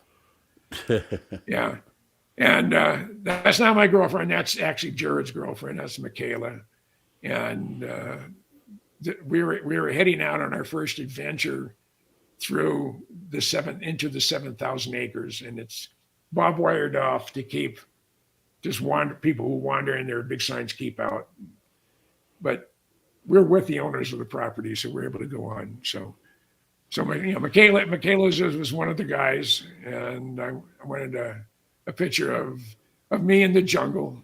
So there's Wow. this, and and is there any more? That was it. That was Okay. it. I wish All right. there were more, but Yeah. that's awesome. I actually love that shirt too, Jim. I have a button up, the same color, man, and I love it. I love that color, man. So it looks good on you. Yeah, I like it too. Yeah, but just looking at this, it's man, you're in a situation that a lot of people wish they could be in, to be one of the first people to view something that has been dug up on a site that's thousands of years old. A place where you're not just digging, but you know for a fact that you're going to uncover something there. Oh And it's gosh, just a yeah, question about what that thing is. yeah. It could be something small, it could be something humanity changing, it could be any of those things. So I'm excited for you. When does this all kick off? Do you have any? Are you're in the We're fundraising portion? we're in the process of talking to the right people right now. I think by the middle of next week, we will have probably a 2.5 minute blow you out of the water presentation to potential people who are interested in funding it. Roger, good night, sweet dreams. I know northern Belize is pristine. Northern Belize has beautiful beaches. Southern Belize is there's more jungle down here. So what you're going to find mangrove swamps. I know when I gashed my leg and I got 11 stitches on my first full day there in Belize, the doctor and everybody else who lives down there said, under no circumstances do you go in a river or go into the water here in Punta Gorda, farther north or off one of the islands, not a problem. Not in a river, not in that part of the Caribbean, and surely not in the mangrove swamps, because 6 months later you may turn into a swamp creature. Since they've tried to identify some of the bugs that are in some of the rivers flowing out of Belize, and they have to just shake their head and said unknown origin, and it could be flying saucers. Who knows? Yeah, and I'm gonna put that kind of energy out there. I can't wait till you get there, because I know you're gonna uncover something that is just mind blowing, and I just can't wait to find out what it is. So I'm gonna be right in touch with you, obviously, while you're there. But when you get back, we gotta hear the story, Jim. Absolutely. Now, when we go, we're going with a professional film crew. We're going to do some LiDAR work. We're going to do some aerial. I don't know, it's 5K or higher resolution camera work on some drones. They've gotten so sophisticated nowadays, just to do a sweep over the whole area. And it's an adventure. I mean, I feel like I'm George of the Jungle or Jungle Jim. I mean, back in the day there was a funny car drag racer named Jungle Jim Lieberman, and I just may find his logo and give me a shirt that says Jungle Jim on it. Yeah, Jungle Jim Goodall. Yeah. The modern day Indiana Jones. Almost. Crystal skulls and everything. Yeah. It's gonna be fun. It's gonna be a real kick. And I'm looking forward to Reno. I realized I hadn't gotten my confirmation back on my reservation, and I called up Caesars. Yeah. I finally got just to the hotel, and they were able to resolve it. So, yeah, you have your room set up and everything else. And they said, I never got a confirmation. Oh, I guess you haven't. I'm sorry. And she hit a button, and I got the confirmation. So I was worried that I would get up there, and oh no, Mr. Goodall, we don't have a room Oh no, for you. you'd be good to go. You shack up with Dave or me or who a random guy if he shows up. But yeah. Well, Dave sent me, and I'm going to wear it when we're there, a T-shirt that says "Random Guy." And I'm probably going to stop and see him on my way up. Yeah. Okay. So I'll be going through Vegas, and I don't know if I'll spend the night in Vegas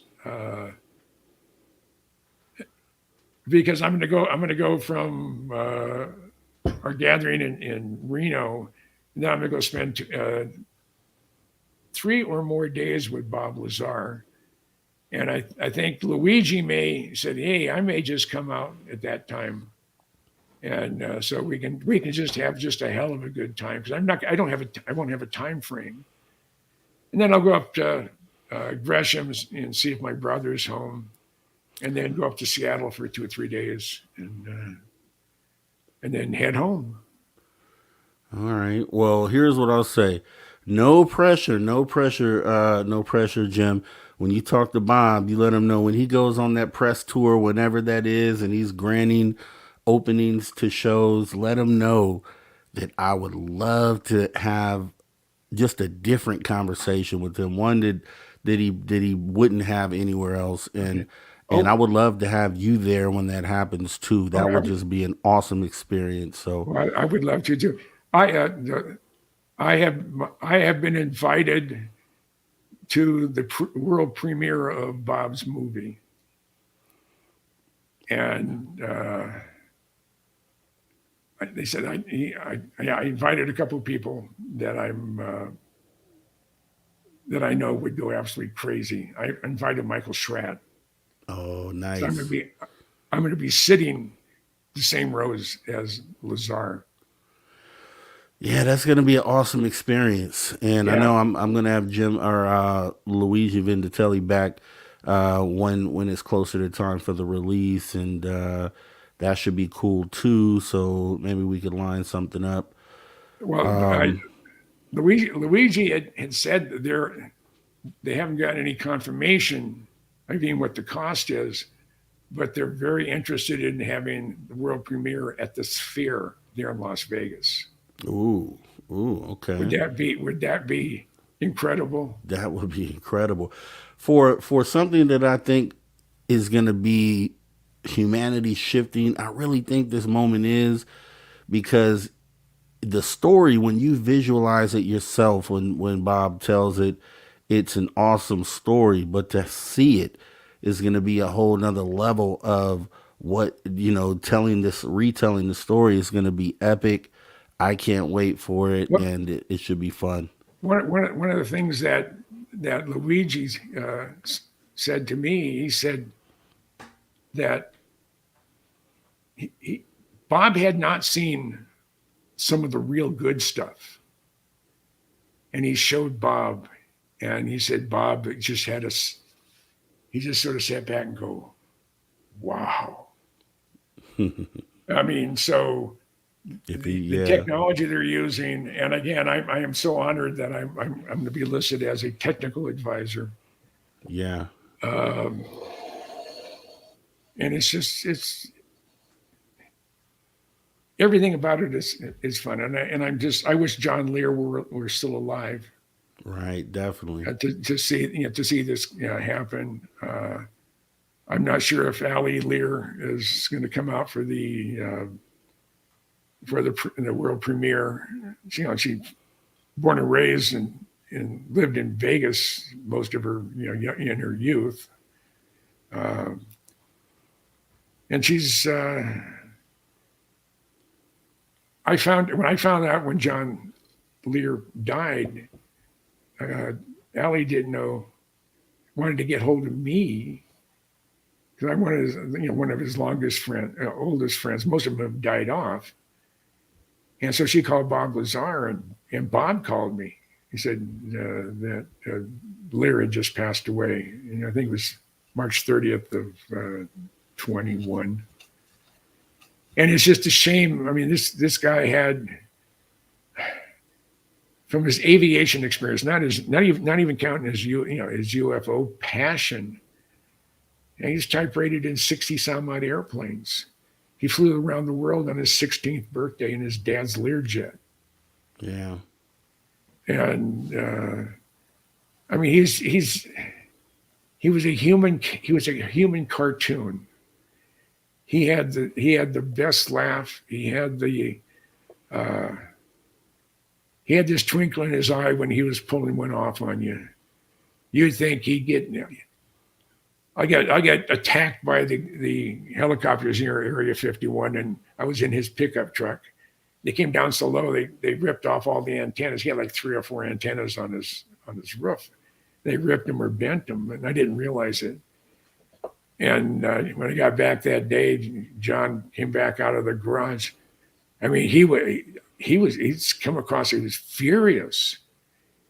And he's yelling and screaming at me, and all of a sudden I see this twinkle in his eye. I said, "Lear, you son of a bitch." And he stopped and he started laughing. I miss him. And yeah, I look around. Most everybody that I grew up with is gone. There's a few that are still hanging around, but there's 33 guys on the wall in the Vietnamese War Memorial that I know. I wasn't friend with maybe 1 or 2 of them, but I knew all 33 guys. And it sort of hit me when my cousin Cookie passed away here in 2022. Yeah, 22. At one time, everybody in the village or the town of Pittsburgh I was related to, if your name ended in a vowel, and my cousin was the last one. Yeah. And it's just sort of, wow. It was 77 years. I was related to someone there, and now no more. I'd have moved out of Pittsburgh a long time ago because it was just a dirty, filthy little river town right next to U.S. Steel, big steel mill. Oh yeah, I know. My grandmother, but Pittsburgh, California, not Pittsburgh, Pennsylvania. And right in my grandmother's backyard was John Manville's. Oh, they made asbestos-made products there. And I made it to, next month is 79. So obviously I'm Superman. Yes, you are. And you're the legend. That's why we love having you. Well, yeah. That's why everybody loves hearing from you, a historian. I enjoy it. It's fun.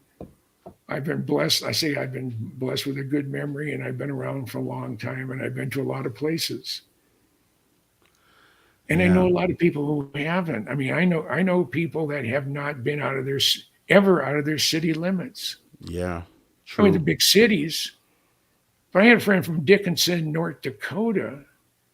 She was 23 before she ever ventured out of North Dakota. Yeah. How in the hell can that happen?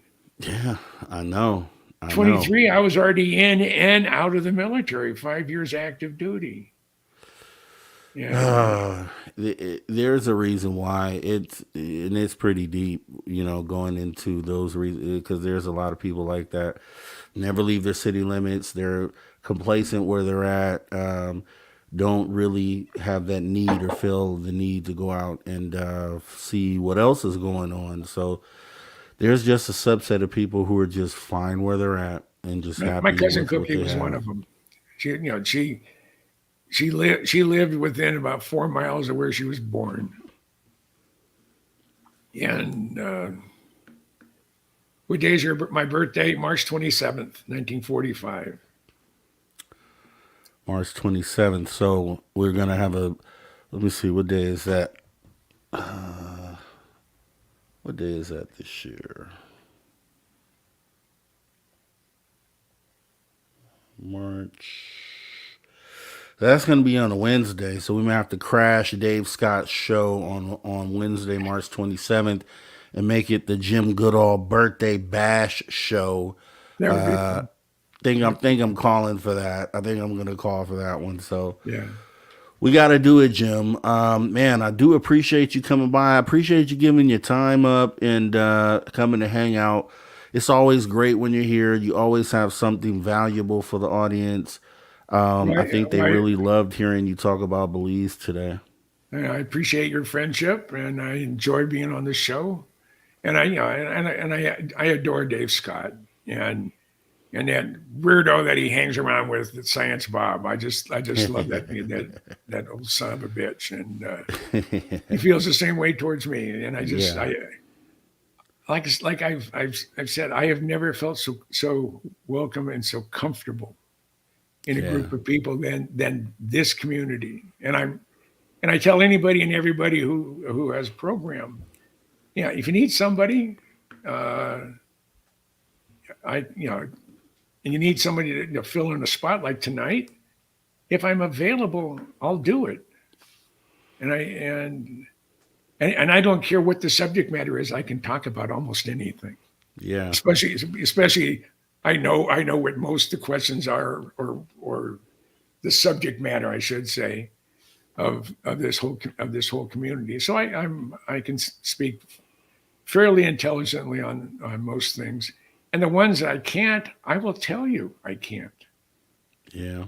I don't pretend to give myself more credit than I'm. What you see is all me. I don't pretend to be anybody else.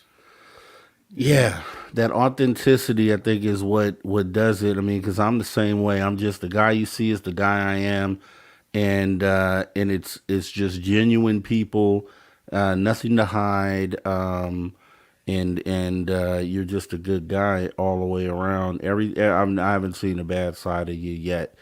Even though those Area 51 guys seem to not get along with you well, I don't know what it is. I don't know what's wrong with those guys, but you're definitely a great guy, Jim. So I appreciate you once again. Well, I'm delighted to be here, and I was glad I could help fill in tonight. And I hope it was enjoyable. It was more than enjoyable. Ladies and gentlemen, this has been Jim Goodall. We pushed the break back late because we're just going to get every little ounce of Jim that we can get tonight. So I'm honored. Once again, Jim, thanks so much for coming by. We will be in touch, and we'll snag you again. You're always open, so we'll just snag you again one day and bring you right back on. And I will see you in Reno. Yes, sir. 3 months. Yep. The countdown is on. Yep. Sounds good, my friend. You take care. All right, Jim. You have a great rest of your night, and we'll talk soon. All right. Adios. Take care. Bye-bye. All right, ladies and gents. That was the legend Jim Goodall. And once again, awesome show, right? Awesome show. So we missed our third break, but we're going to go ahead and get ready to jump into that right now. And we get ready for hour number 3 right here at Spaced Out Radio. So we'll be back in just a minute. You guys kick back. See you in just a minute.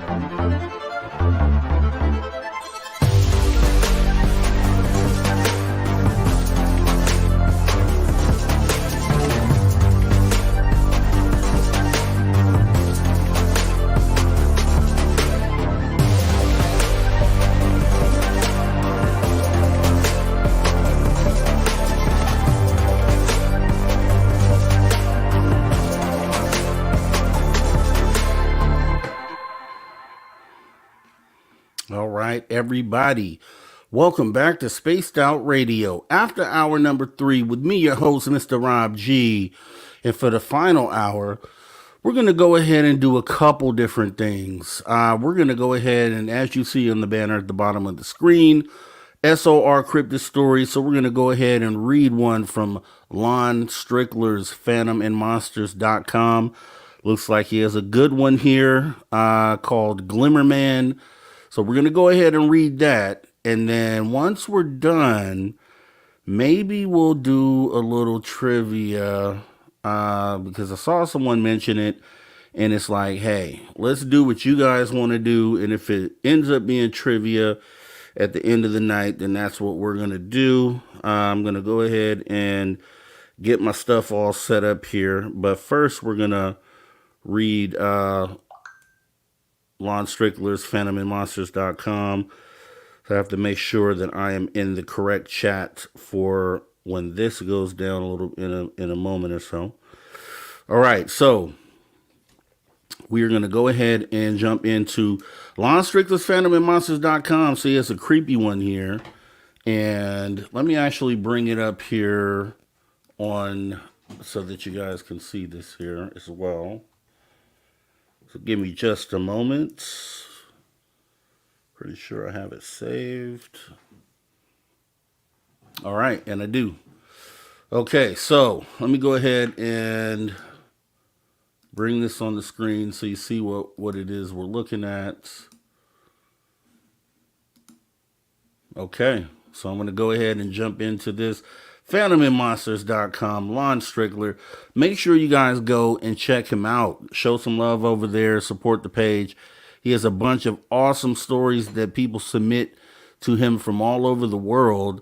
And some of them are just, weird. Some of them are spooky, creepy. When we had Travis on a few weeks ago, we read the one where the skinny moose was screaming help like a human, right? With red eyes. And so that was pretty crazy, pretty weird. And we're going to see what he has here today. So it looks like it's called Glimmerman, as you can see there. I'm going to go ahead and read what it is that was submitted to him. So he states, a Montclair, California teen is at home washing dishes when he notices something while looking out of the kitchen window. The, quote, Glimmerman entity eventually got into the house, alarming the witness. He says, I received the following account. I always liked hearing ghost stories as a kid, but never found them scary, as I firmly believed that such things did not exist. This view changed during my high school freshman year in the early 1990s when I was living in Montclair, California, which is in San Bernardino County, about a half an hour drive east of Los Angeles. So not some rural or remote area. The house I lived in was about a 10-minute walk from the high school, so each day my mom would take my sisters to school on her way to work and pick them up on her way home. This meant I had the entire house to myself from about 7 a.m. to about 6 p.m. This incident took place in the afternoon after school let out around 3:30 p.m. to 4 p.m., so not in the dead of night when the eyes can play tricks. The house had no dishwater, just a double basin, or dishwasher, I'm sorry. The house had no dishwasher, just a double basin sink and a drying rack. So I did dishes by filling one side of the sink with hot, soapy water and using the other side for rinsing. Being Southern California was literally a desert before the city was built there, we were going through our regularly scheduled California droughts, and everyone had to do their part to save water. For me, this meant filling the hot water side of the sink only about a third of the way, maybe 4 inches or so, and laying the drinking glasses on their side so they can be completely submerged.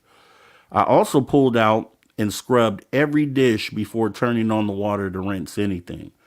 So on this particular afternoon, I was washing glasses and had a few on the left side soaking and 2 on the right side waiting to be rinsed. I had grabbed and started scrubbing a third glass when I saw it. Like most houses, there was a kitchen window right above the sink, and this one gave a view into the backyard. My hands were sort of on autopilot as I had been doing dishes by hand for years, and I was just staring mindlessly out the window.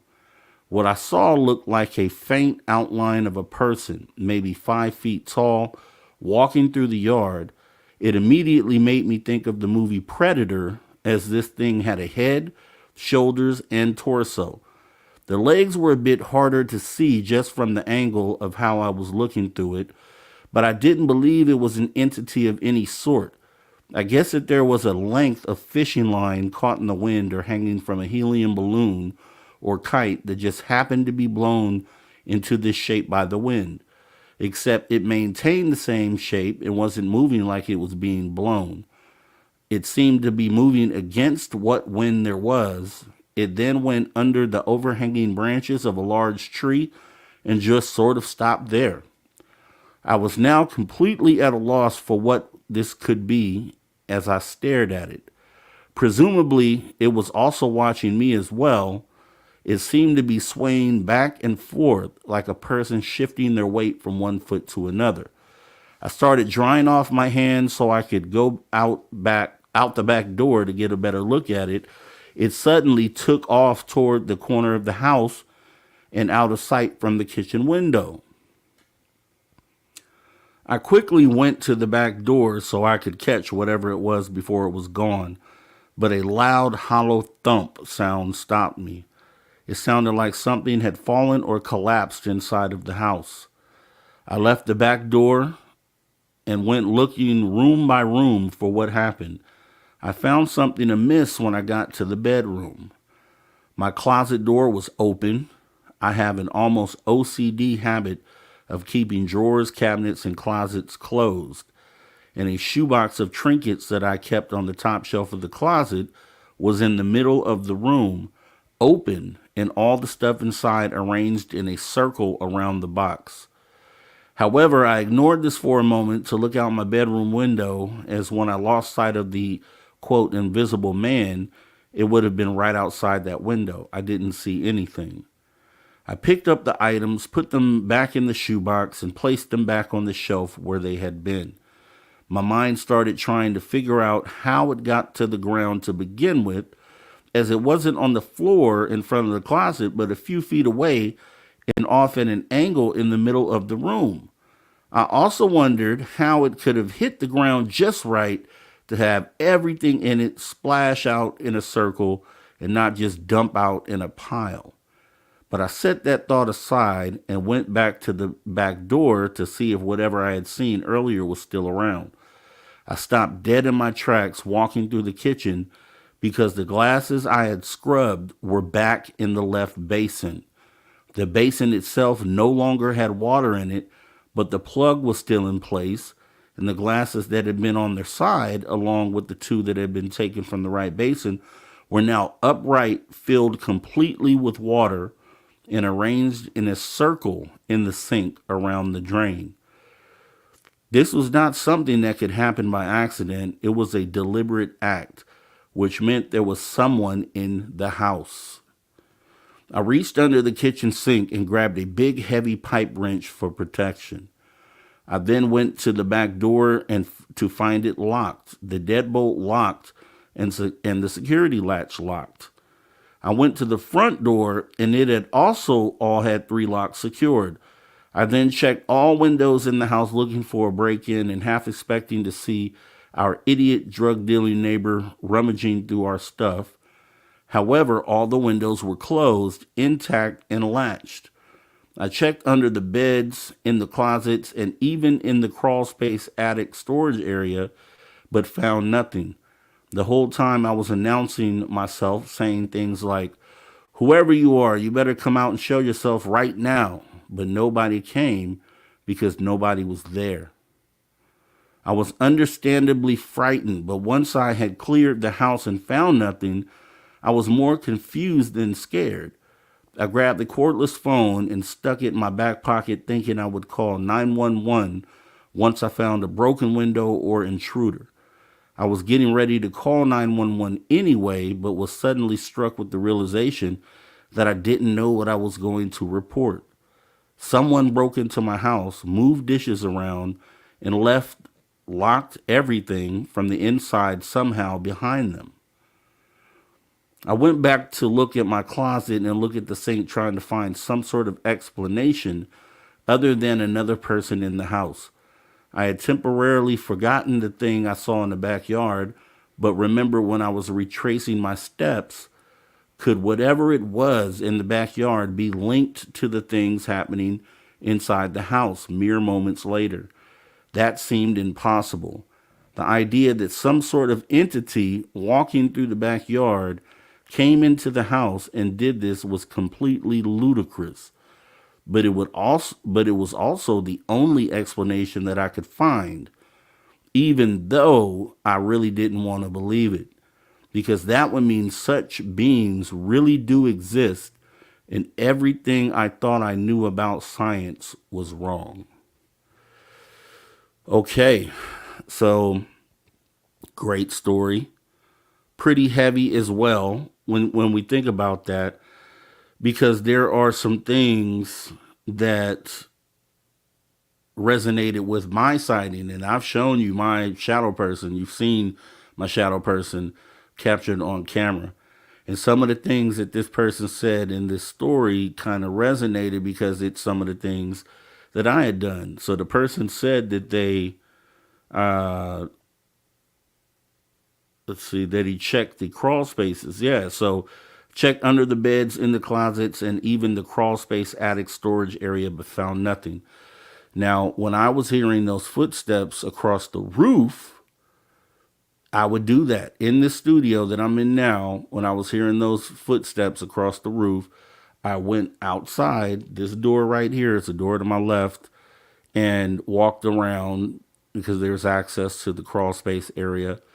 And I literally looked to see if something was up there or someone, because it was something that was walking across the roof for sure. So this really resonates with me and the whole entity thing. Now, the only thing that didn't happen is, I haven't run across things being physically moved or things like that. But this story hits home for me. I can definitely believe what is being said here. And, based on the photo that I showed you, we know these shadow people and entities are real. There's definitely something real there, and whatever it is, who knows? But I think I've shown you enough receipts if you didn't believe before. So with that being said, great story. Lon Strickler's PhantomandMonsters.com. Make sure you guys go ahead and go support his channel and check out his stories. So what we'll go ahead and do now, since we do have a few minutes left here, let me go ahead and bring this off of the stage. Okay, and what we'll do, this is viewer's choice. So we're gonna call it the viewer's voice. The viewer's voice says they want to go ahead and do a little bit of trivia for the last few minutes here. So guess what? Spaced out trivia it is. These ones are going to be a little different, these questions and answers. Let's get the jazzy trivia music up here. Get your fingers ready. So these will be questions that haven't been asked before, related to space, and also we'll have some paranormal stuff in there as well. So I am watching the YouTube chat because everyone says that it shows differently in YouTube chat than it does in StreamYard chat. So you see that YouTube chat is up. You guys, shout out to Tomoth Man because he crushed it like the last couple times. But guys, don't let Tomoth Man outdo you on this one. Come on. LOL. Just kidding, Tomoth Man. Crush it again. Okay, so Tomoth Man, only Joe said that, Rob. Yeah. And this one is gonna be a little different. So we're going to get into some of the space and then paranormal. So here's the first question. Fingers ready. And actually, let me bring up the other chat over here as well. Fingers ready. All right, here we go. Question number 1. What is the largest planet in our solar system? What is the largest planet in our solar system that we know of?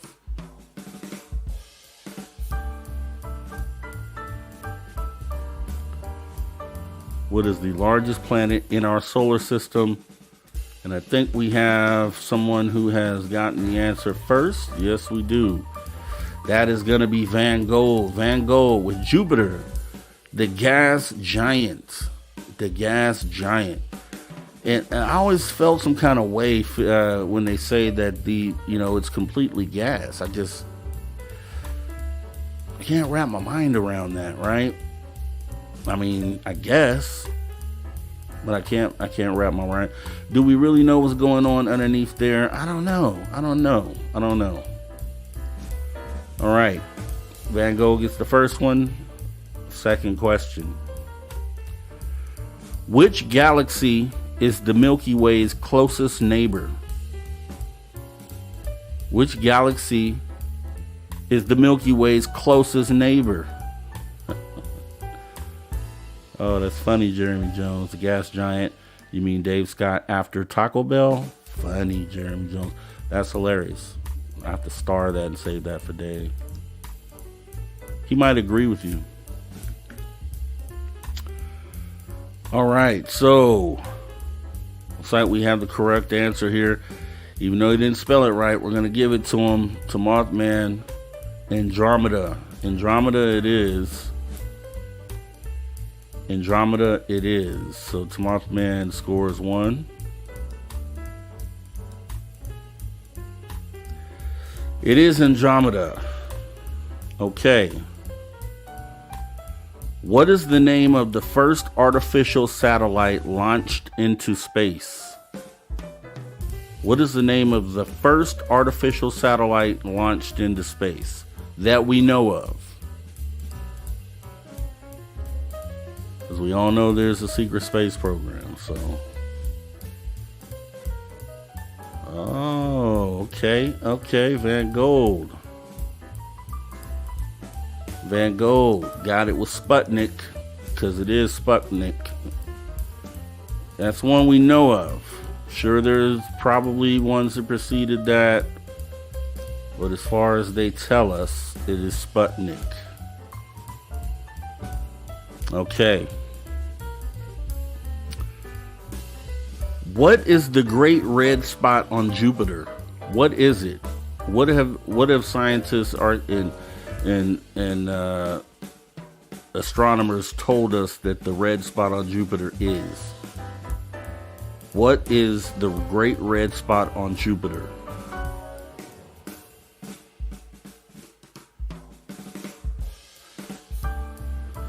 Yes, Mothman gets it with storm. Supposed to be some really huge storm that moves around the planet. If you've ever seen it time lapse, it's huge. I think the spot itself is bigger than Earth, if I'm not mistaken. And it is, yeah, perpetual storm. There we go, Puck Elf. Yes. Excuse me. All right, so Mothman got that. It is a huge storm. All right, so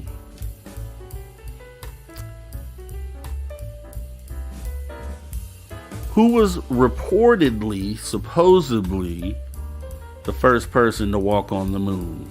Allegedly, who was the first person to walk on the moon? If you believe the NASA story, who was the first person to step on the surface of the moon?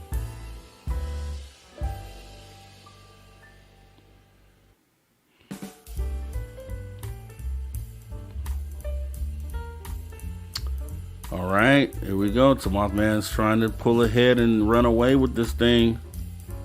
Neil Armstrong is the correct answer. Supposedly, Neil Armstrong, if you want to believe that that was an actual moon landing, then he was the first person to land on the moon. I'm not here to say either way, but I'll leave that up to you. Okay. Pretty easy one coming up. Anybody's answer. Just get your fingers ready. Anyone should be able to get this one here. What planet is known as the red planet? What planet is known as the red planet?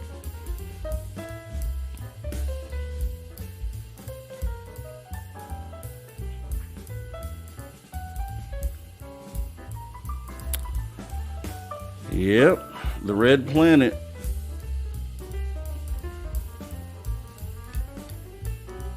is Mars. Mothman gets it again.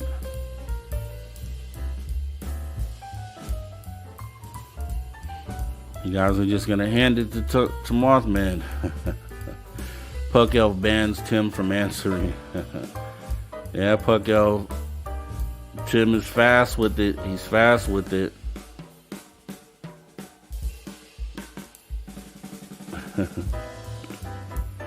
Okay, so we got Mars. All right, so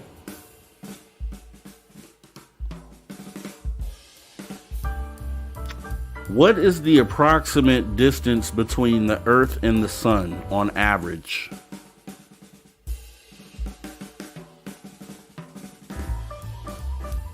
What is the approximate distance to the Sun?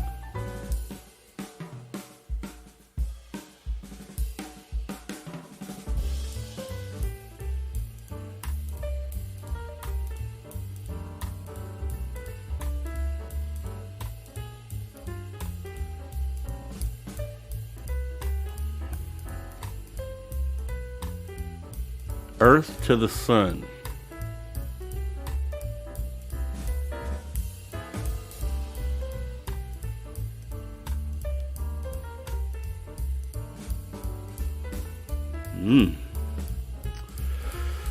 Okay. Yeah, we're just going to pass on this one because no one is even remotely close. So, it is approximately 93 million miles. 93 million miles and some change, which is pretty far. All right, so, this should be a good one. What spacecraft holds the record for the farthest distance traveled from Earth? This is one that I'm just amazed by. I talked about maybe a week or so ago. The spacecraft that holds the record and is continuously every second is breaking the record on distance from the Earth. Yes. Yes.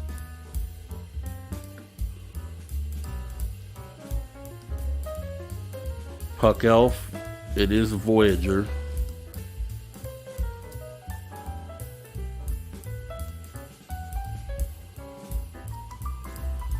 It is Voyager.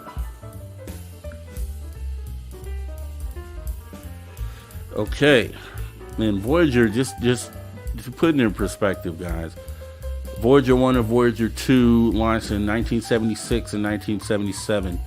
They have been traveling away from the Earth. Essentially, they made some rotations around planets and orbits around planets and kind of slingshot and came back and went back. So out of all that, essentially, with putting that aside, it's been traveling away from the Earth for sure over 40 years on a straight line away from Earth, and it's still going at I think the top speed at one point was like 33,000 miles per hour or something like that. I think it's closer to like 16,000 miles per hour at this point, and just every second just traveling further and further from the Earth. Bananas. Okay, so I don't know who will get this, but let's see. What is the name of the bright star that marks the North Star? What is the name of the bright star that marks the North Star? I don't know if you'll get it.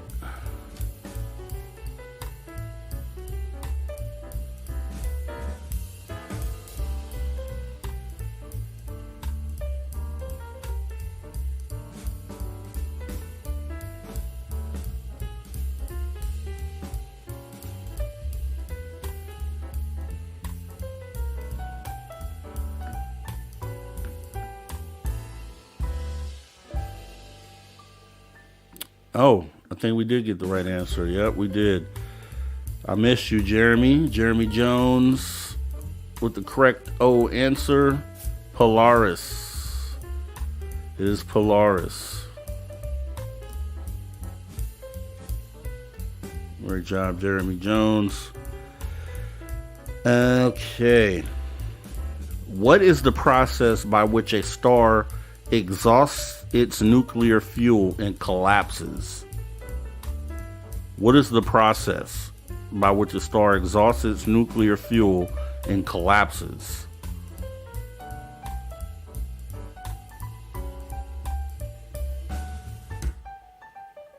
What is that called when the star... here we go.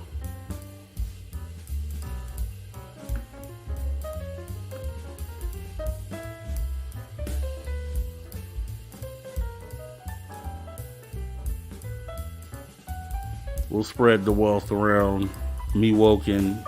It is a nova or supernova.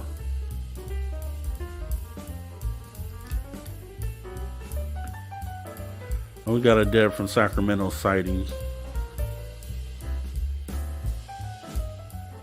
Deb from shout out Deb from Sacramento. All right, so let's keep going here.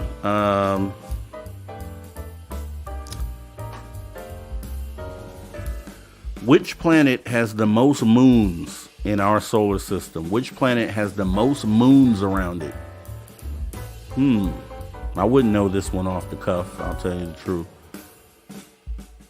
So we shall see who gets this one.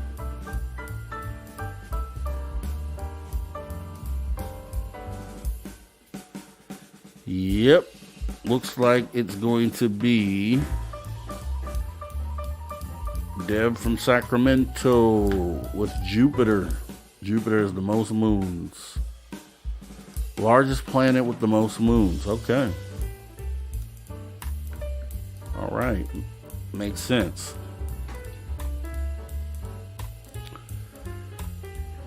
Okay. What do we got here?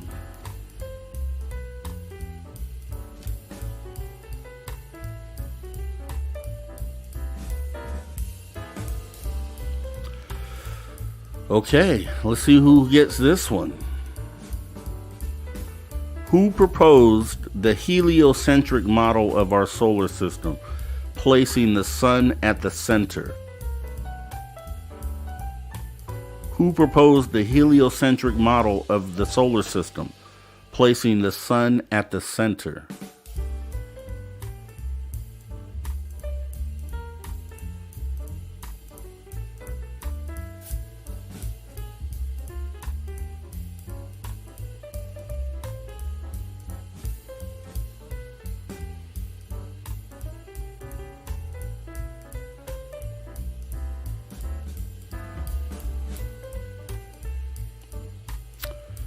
No correcto answers. So let's go ahead and give you the answer. So the answer would be, so the question was, who proposed the heliocentric model of the solar system, placing the sun at the center? That would have been Nicholas Copernicus. All right, moving on.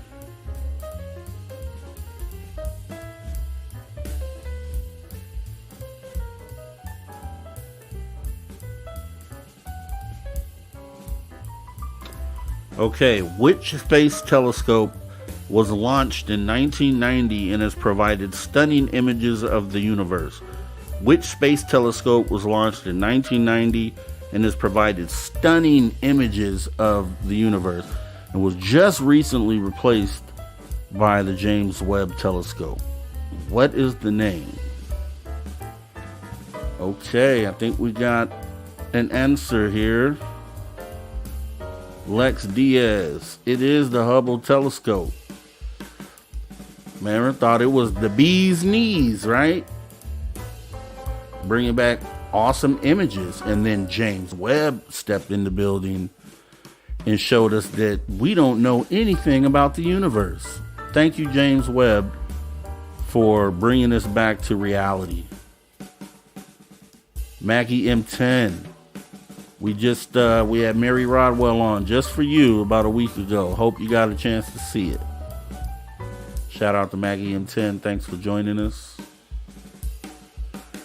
Okay. Okay. What is the name of the phenomenon where light from a distant object is bent by a massive object's gravity? What is the name of the phenomenon where light from a distant object is bent by a massive object's gravity?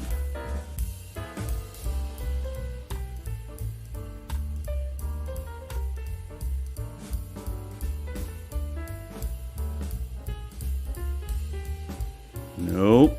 What is the name of the phenomenon where light from a distant object is bent by a massive object's gravity?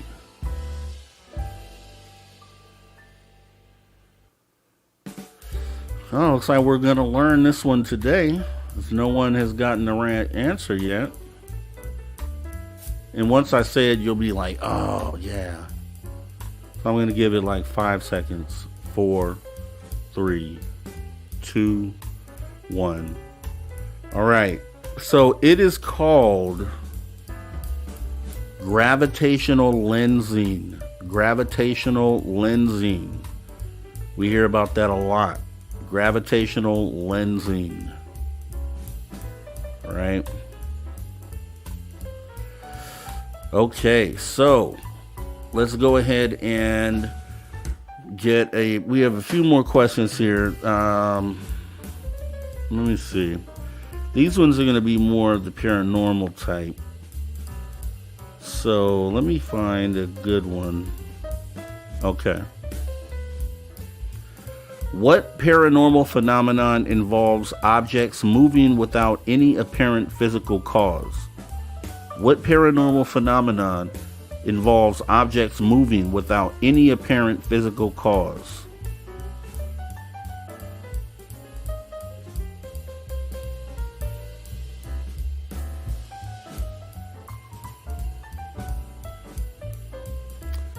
I do see the correct answer.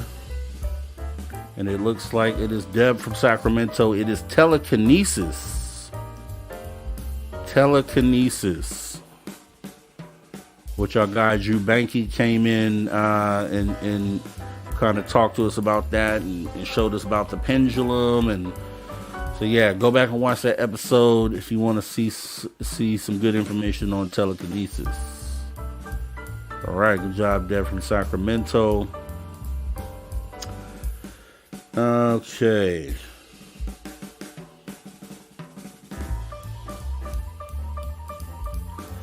What term is used for the ability to communicate with the dead, often through a medium? What term is used for the ability to communicate with the dead, often through a medium?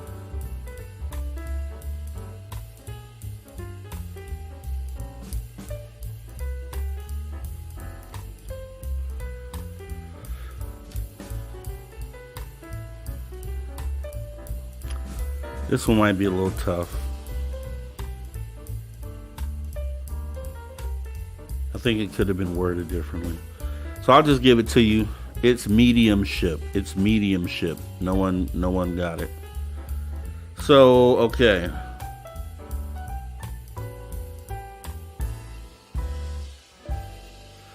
What is the phenomenon where individuals report being taken by extraterrestrial beings for examination?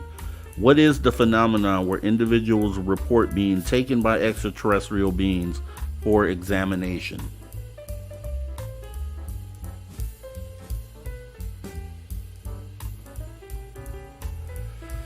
Okay. According to YouTube chat, that one's going to Maggie M10. That would be an alien abduction. Something I don't wish on my worst enemy. I do not. Let's see. Let's try to fit 2 more in. If I can find 2 good ones here. Okay, what is the term for a sudden, unexplained loud noise often associated with haunted locations? What is the term for a sudden, unexplained loud noise often associated with haunted locations?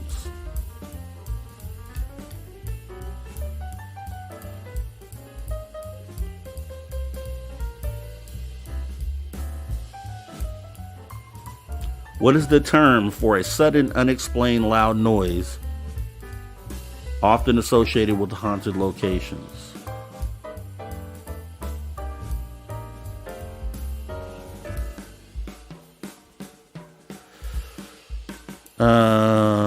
Yeah, no one's getting it. So it's gonna be poltergeist activity would be the answer. What is the name for the ability to see events or receive information beyond normal human perception? What is the name for the ability to see events or receive information beyond normal human perception? What is the term that they use for a person who has the ability to see events or receive information beyond normal human perception? Okay, there we go. I see the right one. And that would be Susan Alloway. Clairvoyance. It is clairvoyance. All right. Okay, and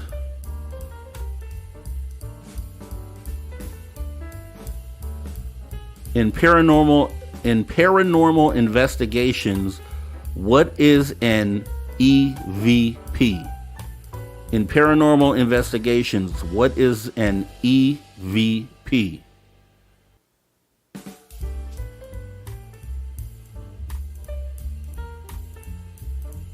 In paranormal investigations, what is, okay. I see it right there. Electronic voice phenomena. Yes, correct answer. Maggie M10. And let's go ahead and try to bang one more out.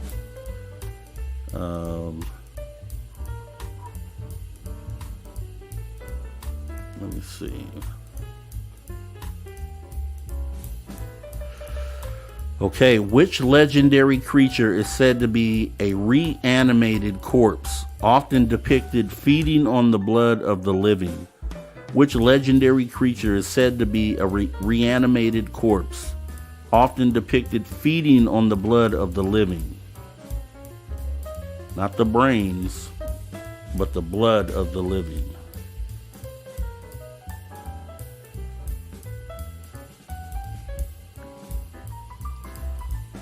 Okay, all right. I see the correct answer here. Lex Diaz with vampire. All right. Let me go ahead and tally up these scores here. I can keep track here. Okay.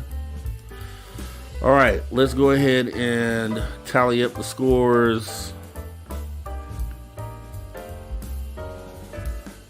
All right, we got Van Gold with 1, 2,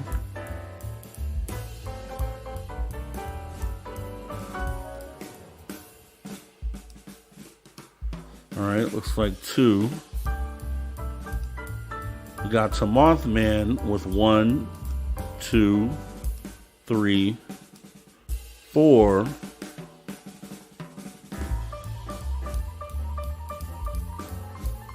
All right, we got Puck Elf with 1. All right, we got Jeremy Jones with 1. We got Me Woken with 1. We got Deb from Sacramento with 1, 2. We got Lex Diaz with 1, 2. We got Maggie M10 with 1, 2. And we got Susan Alloway with 1. So ladies and gentlemen, let's give it up for the winner once again to Mothman.